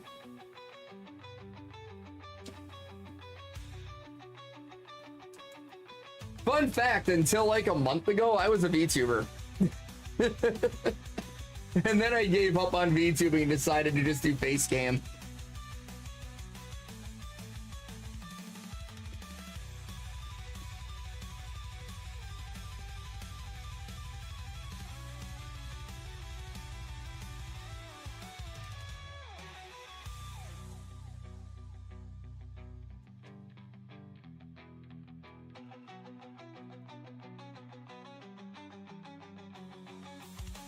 2 hours from you. If you do, yeah, no, I'm well aware, Caro. I've done the drive several times. I'm well aware of how close we come to you. We drive right by you. VTuber Papa's going to TwitchCon? Dude, hell yeah, man. Baby shower drama dropped at 10:30 at night on a Monday. Wait, what the fuck, Walsh? You're going to have to DM me that shit. Oh, no, you're good, Caro. You're good. Indigo, that's awesome, though, man. Here, actually... Does it still pop up? Oh, nice. It's still here. Cool. Hang on.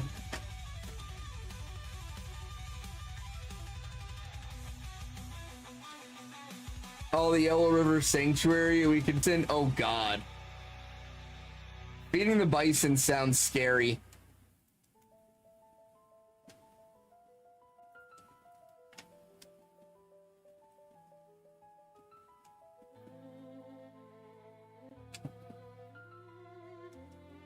But yeah, oh, that was a stuffle. Damn it. I gotta check on a few things.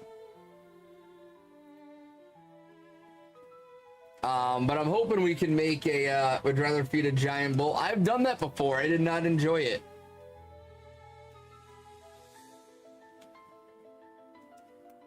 But yeah, I gotta figure out the finances, but I'm hoping sometime, in the next 6 months while the weather's nice and it's a little bit cooler up there, that we can rent a cabin for a long weekend. Shorten it. You don't want to talk to your mom's side of the family and she was upset they didn't get invited to shower, so basically hit the womp womp. God damn, Walsh. Going a little hard there, no? Alright, so Indigo, I was trying to open VTube Studio to show my VTuber, but it doesn't want to open right now for some reason.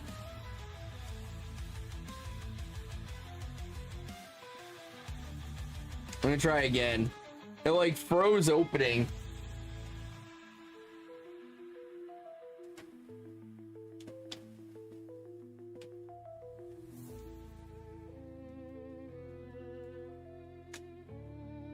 Alright.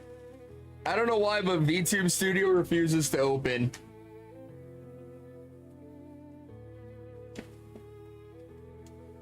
You get to go home for a week next year? Hell yeah, man.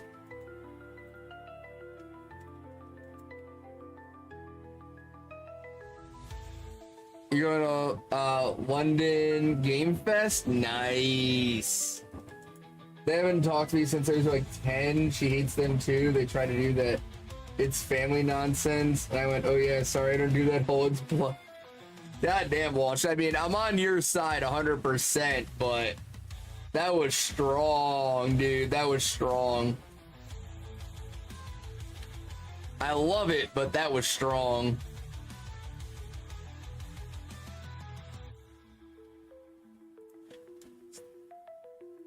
Okay, here we go. So yeah, this was my VTuber, Indigo. That was my VTuber model. You go sign up for Halloween movie night? Fuck yeah, Caro.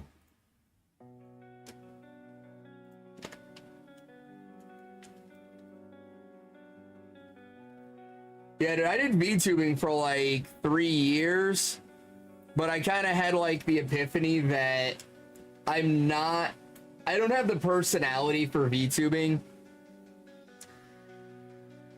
If that makes sense. Like, I'm not the cringy ooh type, and that seems to be what's popular in VTubing. And it just got way too competitive. Like, if you don't have thousands of dollars to spend on a model, you're pretty fucked nowadays. You miss, dude. I paid for 2 different models. I spent a good amount of money on them.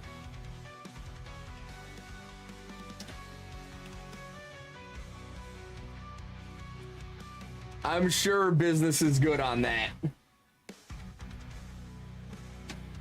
That's a fair point there, Walsh. But it's just like, it's not even about that. Like, it's just when you look at the VTubers that are actually successful in any kind of way and have a following and make money off of it and everything else, I just don't have that personality. You know what I mean? I love VTubers. I love VTubing. I love the concept behind it and everything else.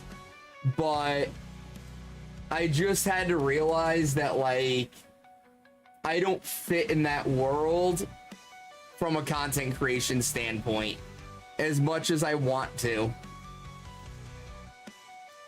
Thought of doing a little Sparrow character. Hell yeah, Kara. Well, I'm inside though. It's not as good as people think. It's honestly sitting there making models for hours, for months, period. Oh, I'm yeah, I get that, Indigo. So my model was actually made by another streamer friend of mine. At least my latest model that I used, and she did a couple of like work in progress streams where she streamed making the model. And like, I talked to her about it a couple of times, and yeah, like, the amount of time that goes into it with doing the layers and the rigging and everything else, like, it takes a fucking lot. And so many people out there don't understand all that goes in to making models and making them look good and function properly. It's a very underappreciated business. Months, the money we charge, sometimes not a lot of money for the time. Exactly, that's the thing.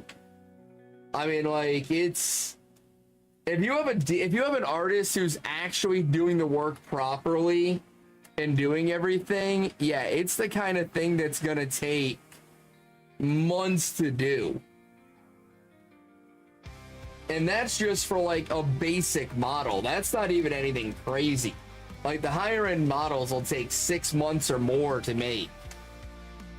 Even the lower end models will take 3 months to do with all the everything. It's like, especially if you have the same person doing the art and the rigging, it takes forever to do it. That's because it's a single mental health needs making models. Dude, straight facts on that. Straight facts on that. The amount of time that goes into making a model, people don't understand it at all.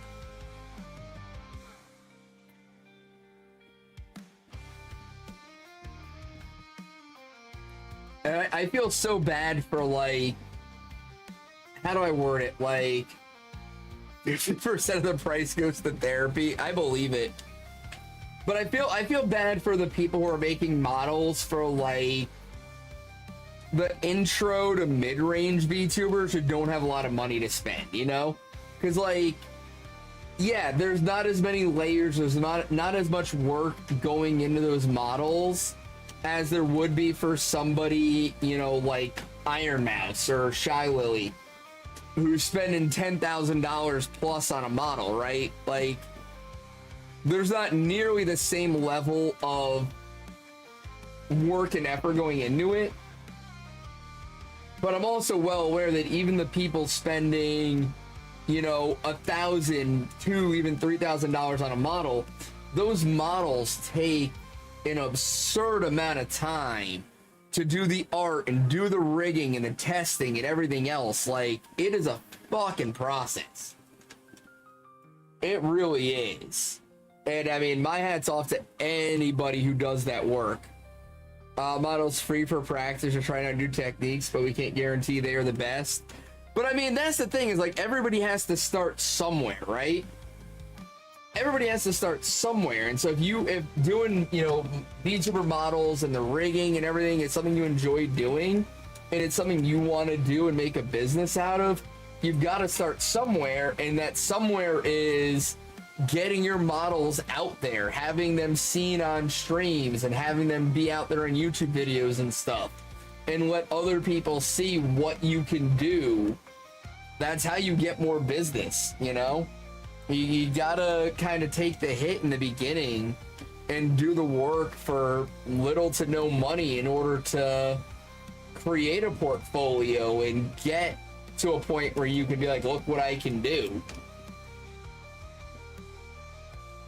You know, it's a really hard business to crack into.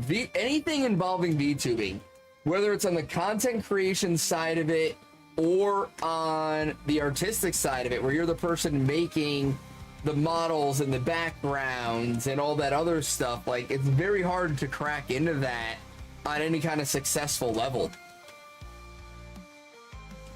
I encourage you to try it themselves. Search for free tools that allow you to make your own model before investing. Yeah, see, like, when I got into it, I found somebody who had, like, they basically built the model off, like, a template kind of deal. It was super cheap, and everything else. And then after I used that model for a while, I made friends with this other VTuber who did her own model and her own art. And she ended up making a model for a mutual friend of ours when he wanted to upgrade from being a PNG tuber to a legitimate VTuber. She did his art and rigging. And so after she did that, I reached out to her and was like, hey, you know, what would you think about making a model for me? And we were able to negotiate a good price that I could afford and this and that. And, you know, I was able to, you know, get that together with her. And like, I got a good price on it, but again, I was the second model she made for somebody outside of herself. And so she didn't have a big portfolio at the time, and she was just trying to get her art out there. And so I was able to get a good price from her on it. Pretty much pay way more than standard content creators. They don't just pay for editors, music, pay for models. Yeah, exactly. There's so much that goes into VTubing. I mean, even on my end, like, you know, everything I did was on the lower end of things. But like my backgrounds, my models, my, you know, emotes, you know, everything I did cost money. You know, having to buy, you know, a good camera to have the face tracking be good and everything else. And it's a lot. So much goes into it. Oh, dude, you feel like it's almost impossible to compete at this point, Indigo. Like, you know, there's at least nowadays, like, compared to 3 years ago when I first decided to, you know, try VTubing, there's a lot more artists out there now. There's a lot more resources. But 3 years ago when I started, there weren't a lot of options out there. It was just starting to kind of pick up, and people were kind of starting to get into it and learn how to do things. But yeah, when I first started trying to get into VTubing, trying to find an artist that I could afford to do the work was almost impossible. It was really rough. But yeah, I mean, when you've got, you know, even the top indies, like I said, when you've got people like Sky Lily spending 10 grand on a model, it's hard to compete with that when she's got that level of, you know, rigging, with that many layers, with that level of face tracking, with the equipment she has and everything else. It's hard as a new indie to be competitive in that, because, you know, like 5 years ago when I first discovered VTubing and I got into like Iron Mouse and stuff, the models were barely above a PNG tuber. You know what I mean? Like, it would move around a bit, you would see the mouth move, but it wasn't really in sync properly. You know what I mean? So like back then, it was a little bit easier to break in because you didn't need to have, you know, some crazy expressive model. But also back then, there were only a handful of people that could do VTuber rigging. So even though you weren't getting the highest quality, the price, like compared to today, the price was still outrageous on it. So you knew you ended up working for Hololive and modeling, but you turned it down. You didn't want to move your country again. Oh damn, Indigo. That would have been awesome though. You didn't want to be pinned down by NDAs. Yeah, I can understand that aspect of it 100%. I can understand that. It would have been cool though to say you did that.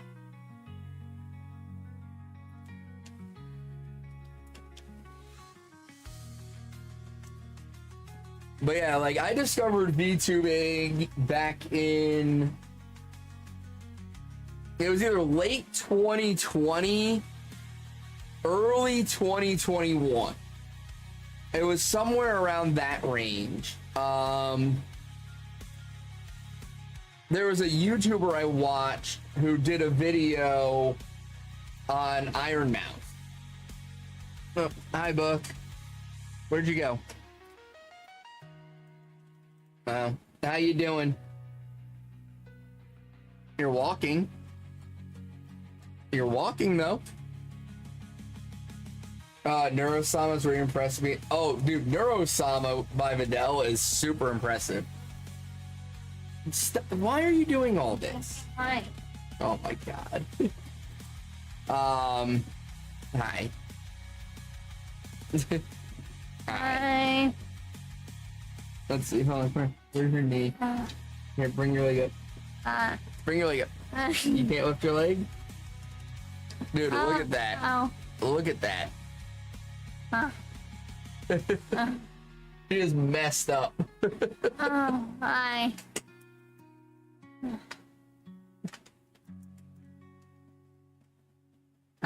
Slowly, yes, but I'm still out of work for a few more days. Oh shit, Poke, you didn't hear? Book was in a pretty rough car accident on Saturday.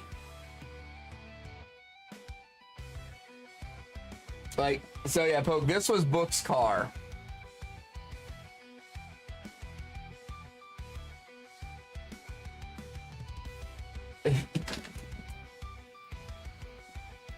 Michelle didn't know. Oh, Michelle, well, she hasn't been around. I know. Right, Poke? Yeah. So she's doing better now. She's walking with a limp, but she's moving around. She's getting better little by little. She's getting there. Exactly, Poke. He was only doing 25. It wasn't a big deal. But yeah, no, so yeah, it was like 2020, it was like 2020, late in the year, early 2021. And I had a long ass commute. Like, I had like a 2-hour commute to work because of the traffic. Like, it should have been 45 minutes, but it was like 2 hours with the traffic. And I would be sitting there in bumper to bumper traffic watching this YouTuber I like, and one day he did a feature on Iron Mouse. And I was like, oh shit, like, this is interesting. This is pretty cool. And so I started, like, I looked up some clips of her, and I was like, oh shit, like, I like this chick. Like, she's entertaining. And so I started watching Iron Mouse streams on my way to work. I'd be sitting there bumper to bumper traffic and have her stream up listening to her. And then from there, I found Project Melody, Nanners, Silver Veils, Entreya, Mori Calliope, Gawagura, and I started branching out more and more into VTubing, and I just loved the concept of it. I loved having a virtual avatar and playing a character and everything else, and I just fell in love with the concept of VTubing. And so I created this character in my head I wanted to do. I wanted to start streaming, I wanted to start VTubing, and so I started, you know, creating this character and the backstory, everything in my head, and I built it for like 2 years. Because the job I had at the time, I couldn't really stream. I was working a lot of hours. I was working overnights. I didn't have a lot of days off. And so I couldn't really get into streaming. But the whole time I was at that job, I was building this concept. And then I ended up, you know, getting laid off from that job, and I was out of work for 6 months. And I was like, well, fuck it. If I'm not working, I might as well start streaming it while I'm looking for another job. So I started streaming. I used my severance pay to get a cheap VTuber model and started VTubing. And I did VTubing, like I said, like 3 years before I kind of just had this moment where I kind of had to have a come to Jesus meeting with myself and realize I kind of hit a wall with what I could do as a VTuber. I didn't really have the personality that people expected from VTubers, you know what I mean? I wasn't like outrageous, I can't sing, and I can't, you know what I mean? I didn't have what people expect from VTubers. I'm not the idol type. And so I kind of a few months ago had that, you know, moment of like, if I'm going to continue streaming, VTubing isn't the way to go. I need to move past VTubing if I'm going to keep doing this. And so I had to make the decision, do I just become a facecam streamer or stop streaming altogether? And just decided, you know what, I love streaming. I love being here. I'm just going to keep streaming as a facecam streamer and see if that works any better. So that's where I ended up here. Fillion as well. Fillion is so good. Yeah, no, I love Fillion. You like Mouse, but her mods were a big oof. Really, Meta? I never had any issues with Mouse's mods. But I mean, like, I don't know. I don't chat a lot when I'm in other streams, so maybe that's part of it. But like, you know, I was there, you know, with Mouse when she had less than 100 viewers. I started watching her. Like I was there for Project Melody's first Twitch stream, you know, where she took a bunch of laxatives. Oh my god. Fillion is wild. You did in her Discord? Ah, see, I'm not in any of their Discords. Or actually, I shouldn't say that. I'm in Project Melody's Discord, but not intentionally. I don't know how to explain it. I joined her Discord forever ago, but I never was active in it. And so I left the Discord. And then I just, like, I got on my computer one day and I was back in her Discord. And I left it again. And then I've left Melody's Discord, I think 3 times now.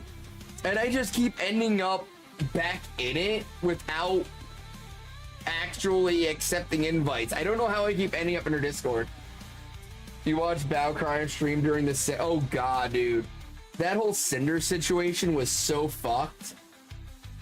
That was so fucked.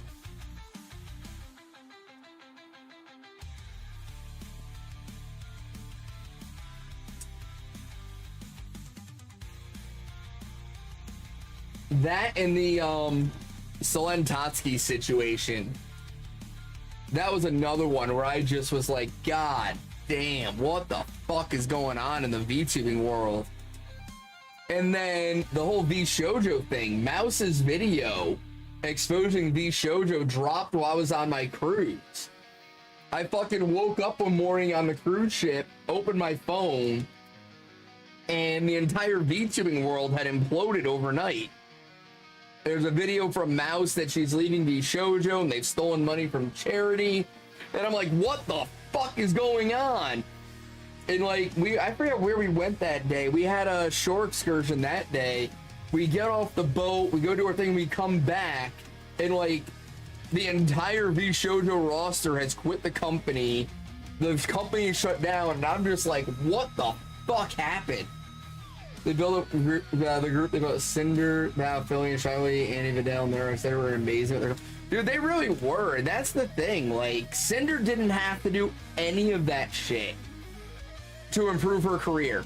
She could have literally just kept going and just been a person and been good to her friends, and she would have been in the exact same place.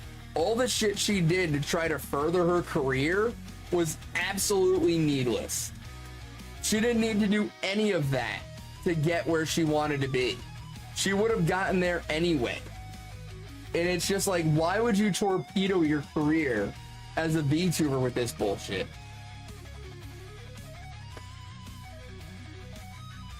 That whole situation was so dumb.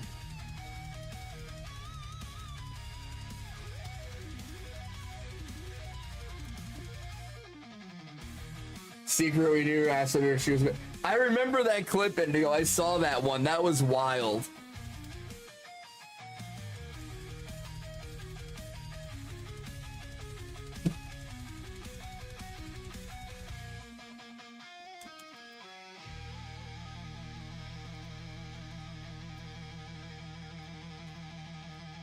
But I will say, like, I was always, so again, Mouse was my first VTuber. And through her, I met, you know, I found a bunch of others. Thank you for the shiny luck, Muck. Appreciate you, buddy. You know, I found, you know, Melody and Silvervale and Yan and Zen, and you know, through her, Haruka, Fruit. You know, Mouse was like my thing that brought me to everything in VTubing. So I was always a V Shoujo person. But all the shit that went down with V Shoujo and Nux Taku kind of left a bad taste in my mouth with a lot of the girls in the group. Because Nux was the reason a lot of them became known. And then everything that went down, I kind of got really weird about a lot of the, you know, people in the group, and kind of stopped watching as much as I used to, and kind of also like really got a negative view of the company from how it all went down. Neurosus too, she said she would run over her mother over her father. Well, I mean, you give AI a choice between two things, it's gonna pick one. But yeah, there's been so much drama in the VTubing world in the, you know, in the 5 years that I've been actively a part of it and watching it and, you know, participating in it. And it's so unfortunate because there's so many good people in the VTubing world, and VTubing has allowed so many people with various, you know, physical and mental disabilities to find their place in the world, you know, and to have all this negativity lumped into it, it's just really upsetting.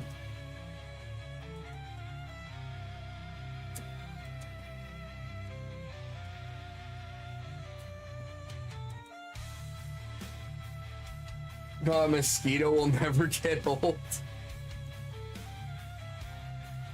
I didn't see that one. I'm gonna have to look that clip up. But yeah,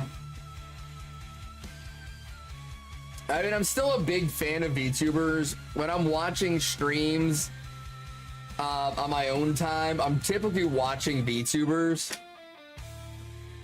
But you know, with everything that's happened in the corpo world with VTubing, I really don't watch a lot of the corpo ones. You know, I don't watch anybody Niji Sanji these days. Hololive, I'd say the only one I still watch even occasionally from Hololive is Mori Calliope. They did cooking with Neuro. How do you do cooking with an AI VTuber?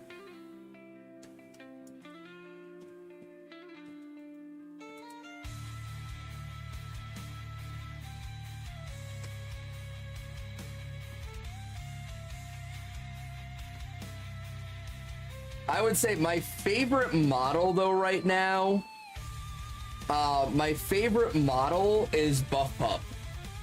I fucking love Buff Pup's model so much. I would say her and Obi Katie Cat are my two favorite models right now.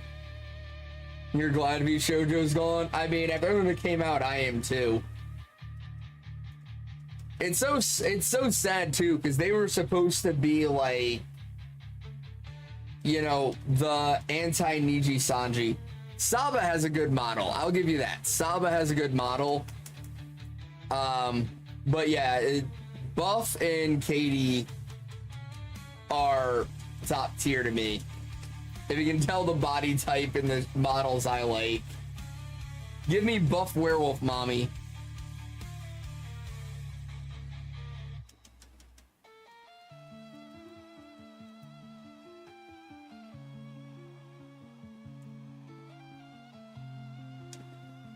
Dude, I can't believe Hololive fumbled that one. Like, what the fuck could she have possibly wanted that they weren't willing to do? You know what I mean?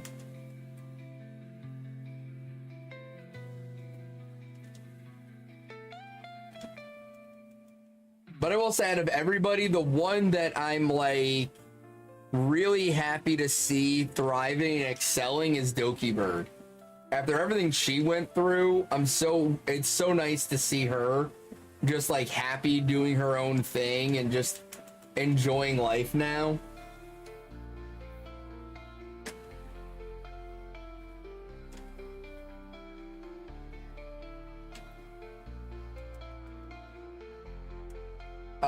they gave Hololive members more freedom now. I would imagine so.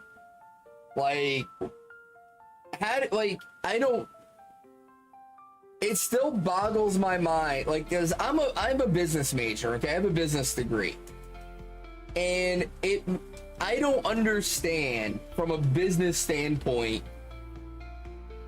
what could possibly have been the hill they were willing to die on with her, that they would not work around to keep her in the group and let her walk, and then immediately after she walks, cave into everybody else and be like, nope, you're good, we'll give you that. Most of the issue with their English branch. It feels that way with like all the Asian corps, right? Like, I feel like they've always had an issue with adjusting how they handle things on the English side versus the JP side. Yeah, it really is a common theme. Like, they're used to the Japanese talents having a certain mindset and a way of doing things that matches the culture they're used to, and they're trying to branch out into the English side, and they're trying to force those talents into that same box, and when they don't fit in it, they throw a fit about it. And it's like, this is like standard international business 101. Like, you can't treat other cultures the way you treat your own. You've got to make some concessions, and you've got to adjust your, focus and how you handle things. Fuala and Makoko. Dude, I love those two. Bijou, Gigi, and Aurora. I haven't watched Aurora any, but Bijou and Gigi I've seen a bunch of. I've got a friend that really, really, really likes Gigi. Newer members are extremely talented. I haven't seen any of the newer members on Hololive yet. I don't spend a lot of time watching streams on YouTube, though, is my problem with Hololive. When I'm watching streams, I go to Twitch. I very rarely watch streams on YouTube, so unless something comes across my feed as a clip, I don't see it. And so, like, I either rely on, like, my friends to send me stuff, or just random clips, but I don't really watch a lot. But yeah, the Bow Bow is so great. It just, the whole concept of, like, the twin VTubers and stuff, like, they did a really good job with that character set. They did a really good job with that.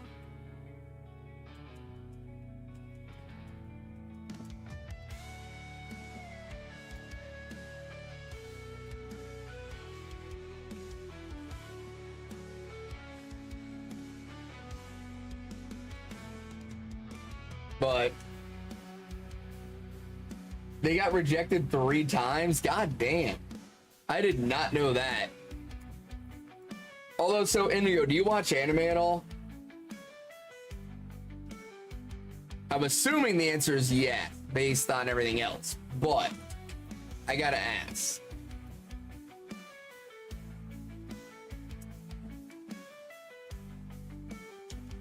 Yep, okay, hang on. I always forget the title of it.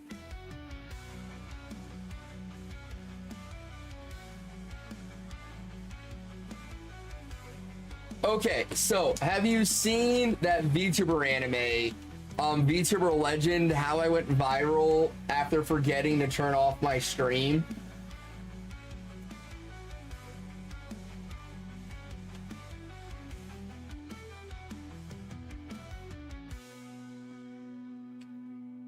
Dude, I fucking love that show. That one is so great.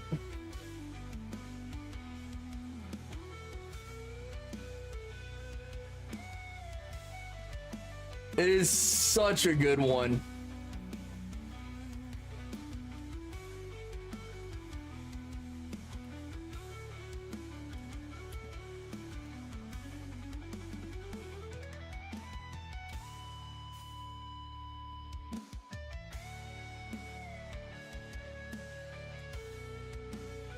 I kind of want to rewatch it now. I watched it when it first came out. I kind of want to rewatch it. I hope it gets a second season. Videos over here, brain rot, especially the Bibu tax. Oh god, dude.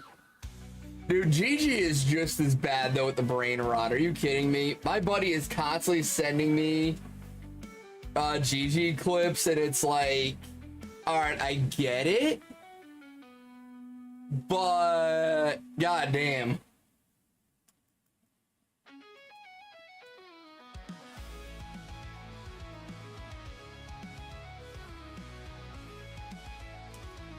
Oh, so all right, Emilio, have you seen the fan animation somebody did of Henya, Zen, and Mouse in Minecraft, and Henya being unable to say Batman backpack? Yo, Shiny Kyogre! The pink whale has appeared! Let's go! Yes!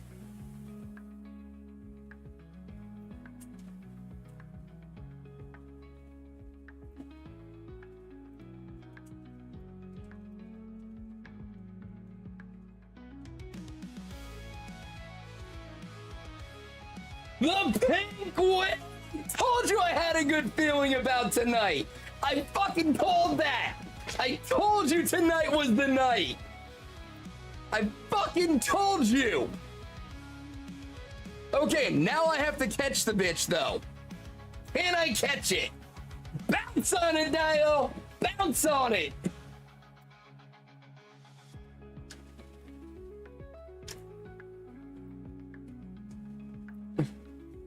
Yes. Yes. That's gonna hurt, isn't it? Oh shit, that hurt a lot. All right, I need to focus here. I need to focus.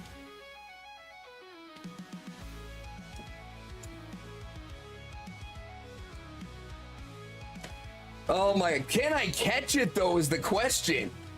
Can I catch it?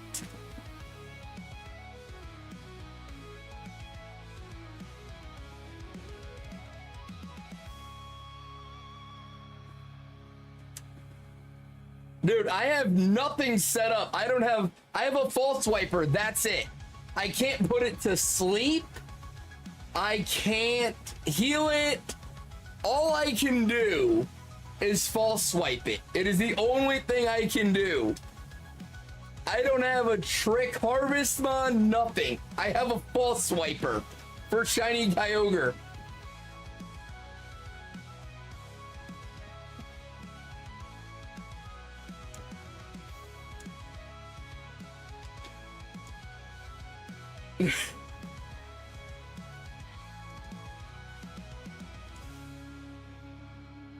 I have you finding it? Well, thank you, Poke. Thank you.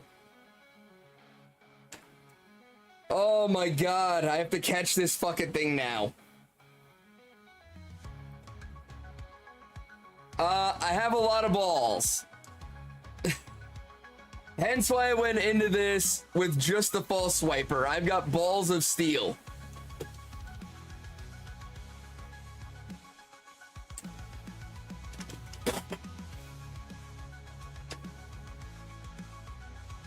Just don't die. What about the Master Ball? I do not have a Master Ball.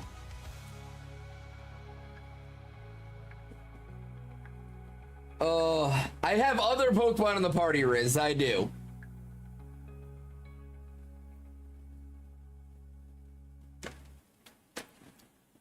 But my false swipe is doing no damage, and that's a problem.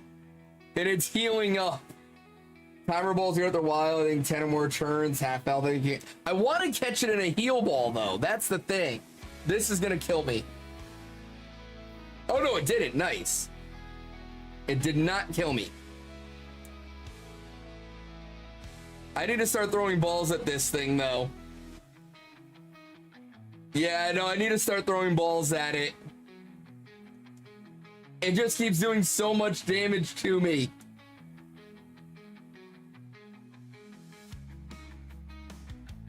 Lock it in. I'm trying to lock in. Fuck you, Riz. I want it in a heal ball. Stay in the fucking heal ball, please.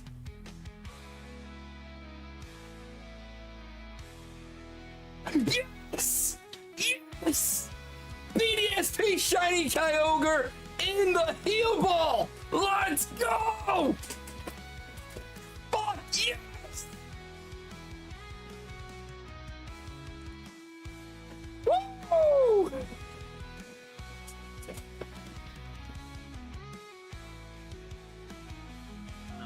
Nobody's happy. Oh, Riz.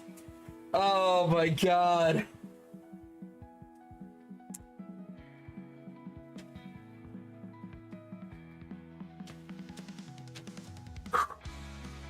BDSP Shiny Kyogre is caught.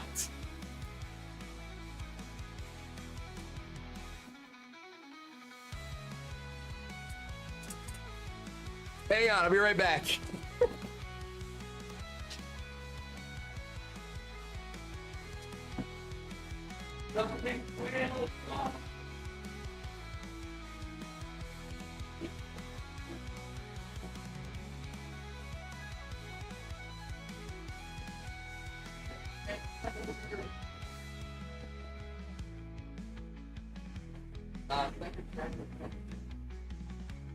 Now to shotgun.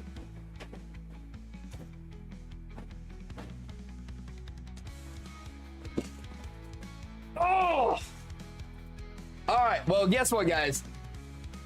Shiny BDSP Kyogre deserves a celebration. Don't you guys agree? Don't you guys agree this deserves a celebration? I think it does.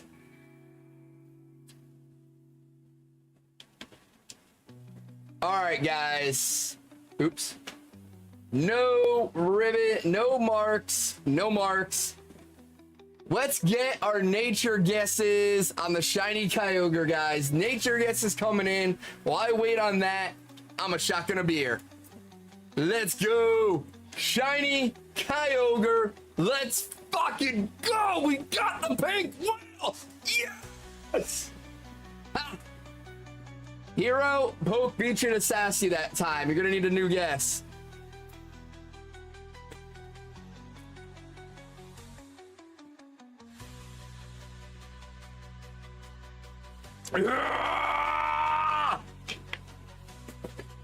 Yes!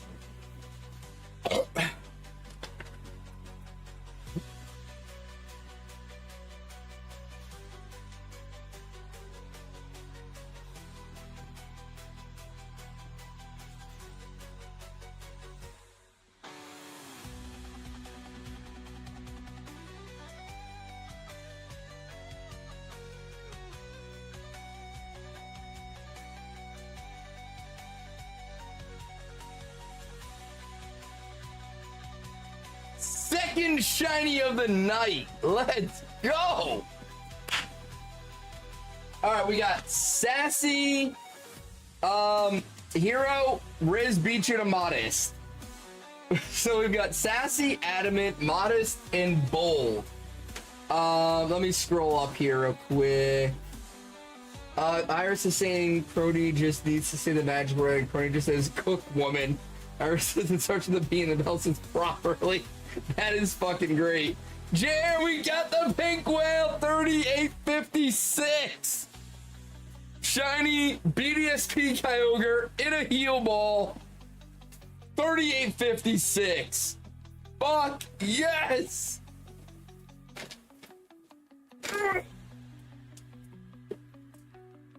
I don't need the shiny look anymore, Muck, but thank you. Wow.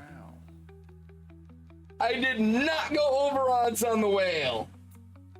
It did not happen. Outstanding. Stassi has been taken, Jer. No, hero adamant's also taken.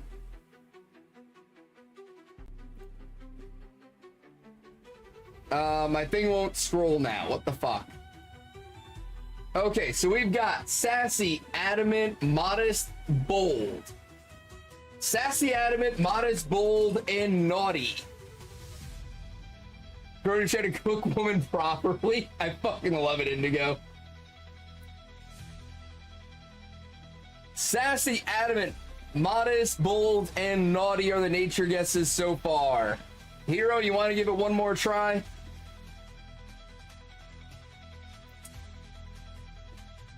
Quiet. All right, it is. Oop, wrong controller.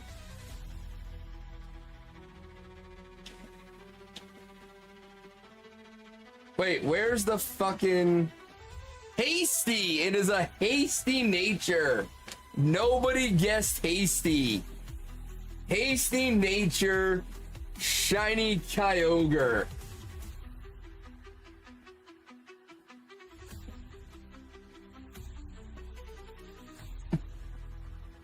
Add to party.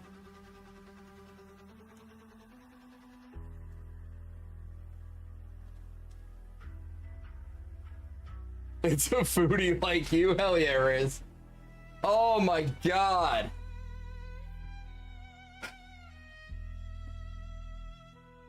Oh, I haven't heard that one, Indigo. Although, Indigo, did you see the takedown cover with Amelie, Mori, and Bao? One Legends 4 games. I gotta set that up next.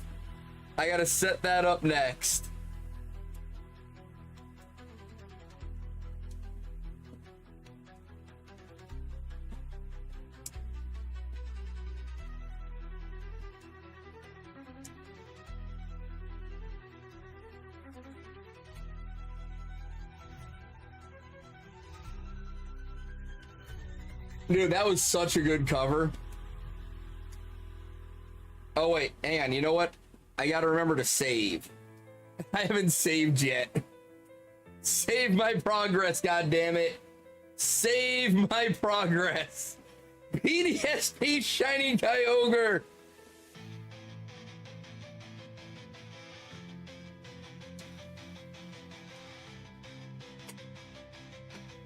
Woo! So yes, Jer, I got the Bunnelby earlier tonight too. That's my second shiny tonight. I got Bunnelby and Kyogre tonight. Are you not entertained? Woo!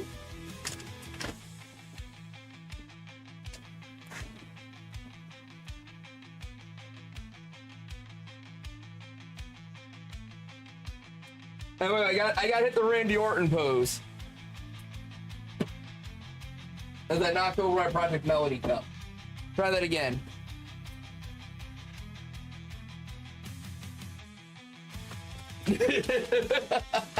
You could get a third? I mean, I could.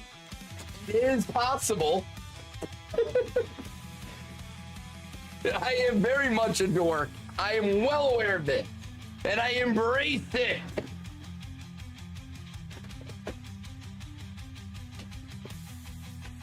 All I'm gonna say is after the fucking weekend I had, I fucking needed tonight. I needed tonight so bad. Oh my god. Thank you, Arceus, for tonight. If we get a third, you won't. I mean, I probably won't, let's be honest here. I probably won't, but I've got like another 20 minutes, so who knows? Oh my god.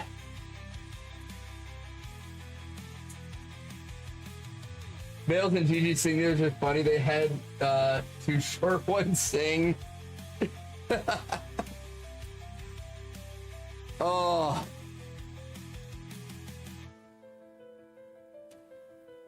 Oh my god.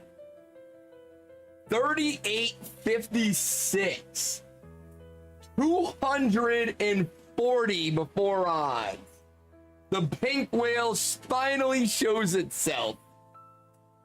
200 before odds. I'm about to book a vacation, bro. Let's go to Vegas because you're a hot commodity. Oh my, that's actually, hold on, I just got another shiny recently. I got Spritzee yesterday, didn't I? When did I get Spritzee? Was it yesterday?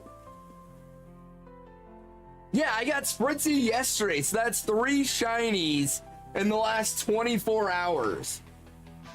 I got Spritzee, Bunnelby, and Kyogre in 24 hours. So I was, one you would think would never work, and that's Cecilia and Bijou. That's an interesting combo for sure. Oh my god, hang on. I don't even know. I need to see the clip here. Hang on. Where is it? I need this clip. I need this clip in my life. Hang on. We're gonna watch it together here. We're gonna watch this together. I need to see how this went down.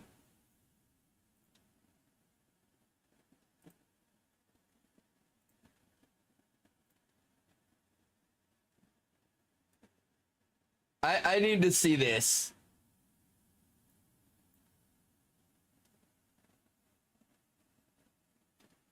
All right. Unable to say. Oh wait, I can't hear it. What the? Hang on. Starting over. Unable to say Batman backpack.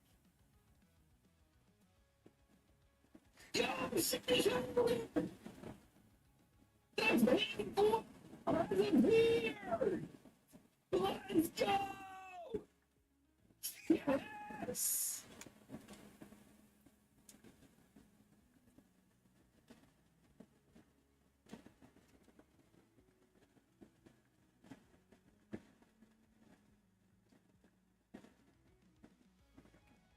I'm gonna have to edit that clip and cut that out.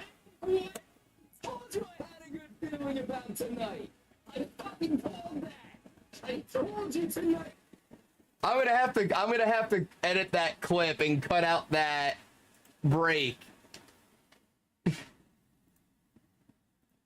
Oh my god.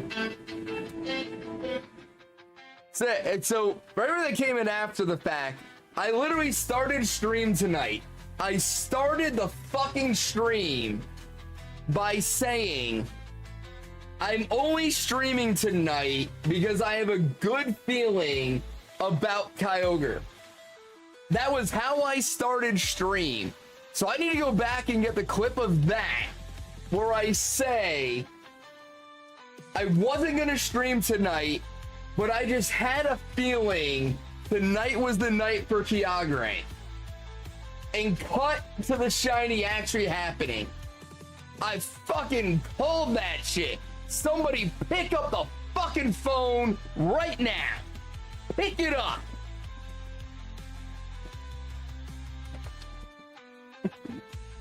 Yeah, I've got to edit everything together. I got to get me calling it, the actual encounter minus that shit where I was posting the Discord, and then the catch.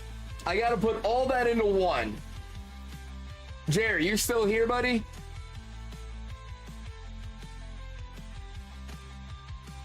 Jer Bear, you around?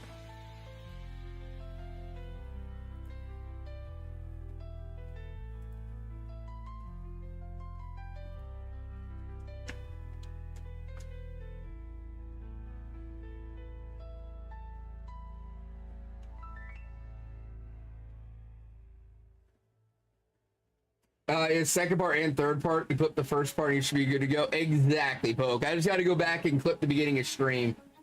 I'm not sure for what you need. I just need somebody that can edit the 3 clips into something watchable. Is what I need.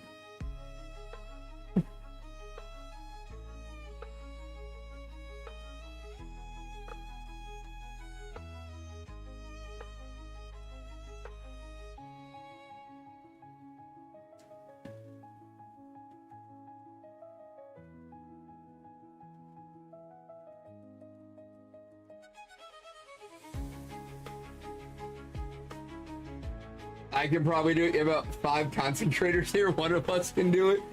Like, seriously, like, I will pay somebody $20 if I can send you the 3 clips and you can make it into something watchable.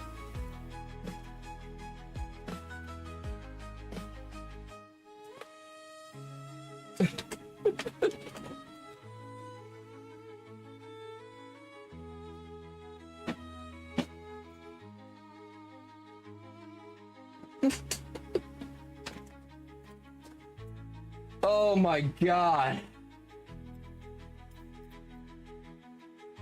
Dude. Okay, hang on. I just want to say, alright, I already had Shiny Kyogre from DAs and Sword and Shield. I did not need that shiny. However,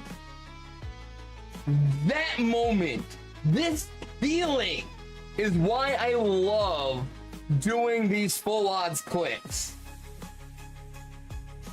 these full odds hunts, right? Getting that shiny Kyogre just before full odds like that is such a rush. It's such a great moment. You don't get that in Scarlet and Violet. You don't get it there, where you just make a sandwich and run around for 10 minutes and oh, there's 3 of them. You don't get it. But that moment, this feeling I have right now is why I fucking shiny hunt. It's why I did Kyogre and BDSP, even though I didn't need it. Moments like that are why I fucking do this. Holy shit.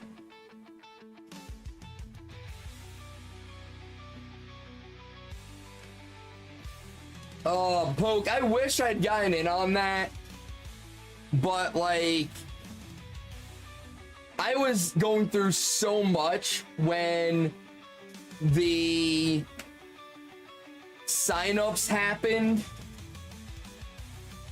And I just didn't have it in me to stream and be a part of it. You know what I mean? But I wanted to be a part of that so bad when they first announced that they were doing it. Oh my god, that was... Dude, that was the most excited I have been for a shiny since Doughblade. And it was a shiny I didn't even need. But that was just such a great moment on my end. Like, hopefully it was on your end too. I hope it was, but on my end, that was such an awesome moment. That felt so good to get that shiny.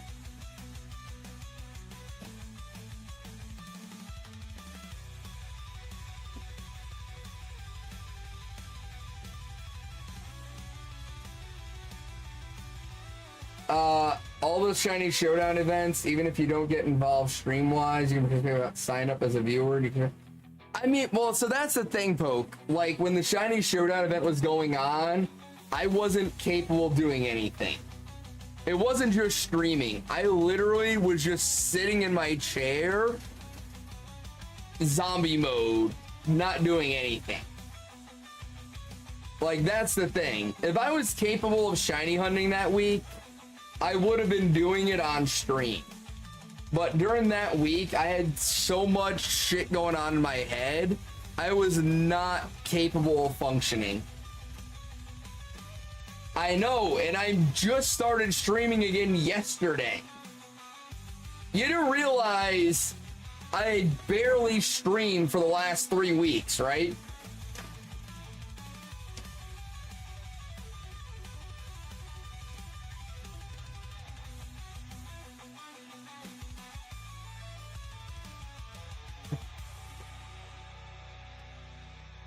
I have done nothing since that one shenanigans night where me and Jer both banned on Jake. I think I streamed, this is my 4th stream since then in the last 2+ weeks. Like, I've spent the majority of my time just in a drunken stupor, barely functional as a human being.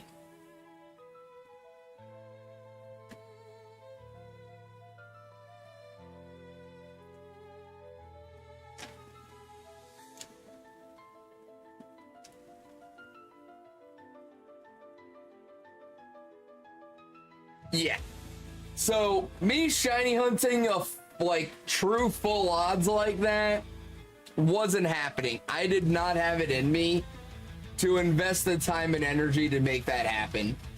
I wanted to be a part of that event in some way so bad when they first announced it, and just I didn't have it in me to do it. Unfortunate as it is, I just couldn't do it. Was that shiny? Yeah. So. Oh, and the fact that I got the Kyogre in a heal ball with just a false swiper in my party. Oh my god. I can't believe I pulled that off again. Like, that is... Hold on. Dang it. That's the 7th BDSP legend that I've hunted for a shiny on. And the only one I had a Master Ball for was Arceus. And for the rest of them, I had a half-assed false swiper. And I somehow, some way, have not failed one yet. Which is fucking wild. It really is. How I've managed to pull that off, I don't know.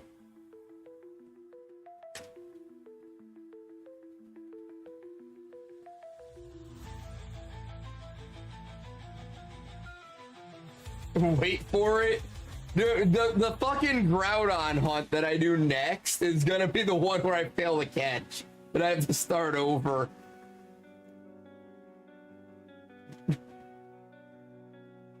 Oh my god.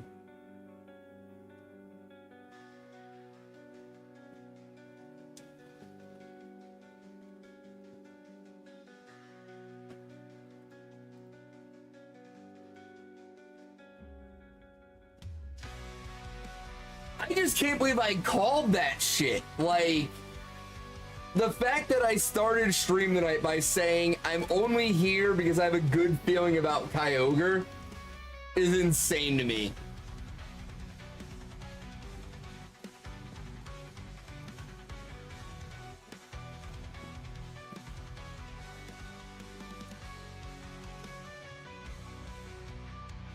Yeah, that was wrong.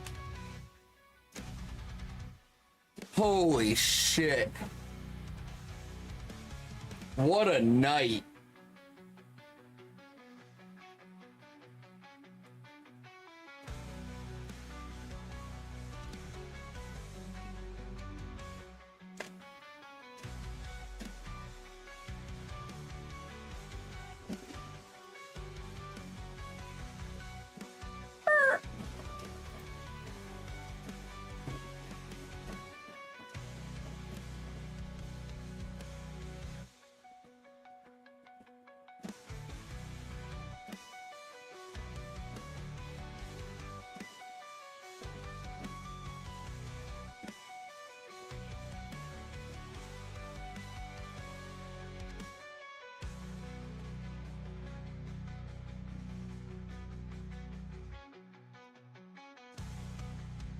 Oh my god.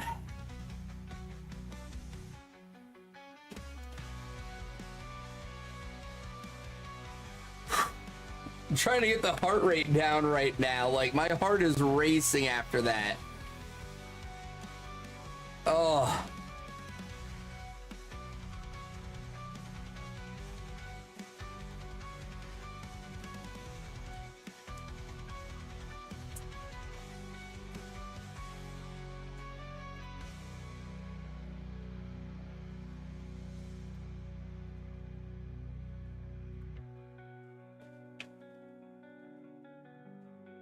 What a night. Woo.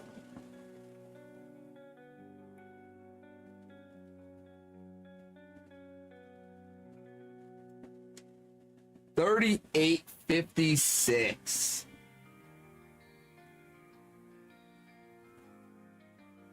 I'm just like, I'm so happy I got it under odds. Going over odds on the hunt like that is such a pain in the ass.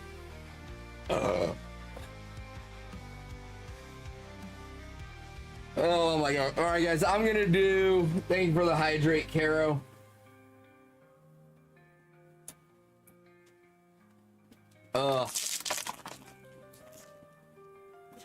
Alright guys, one more Boltoid check and then we're gonna raid out. I do have work in the morning, not shiny. Alright guys, we're gonna go ahead and raid Ada, another Pokemon streamer. She's doing Pheromosa DAs. We're gonna go and raid her. Make sure you show some love, guys, to another Pokemon streamer. Thank you so fucking much for being here tonight. What a great night. Shiny Bunnelby, shiny BDSP Kyogre. Amazing fucking night, guys.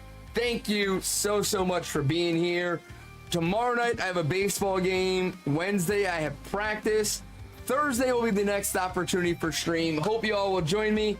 Have a wonderful week until I see you again, everybody. Take care of yourselves, take care of each other, and I will catch you here next time.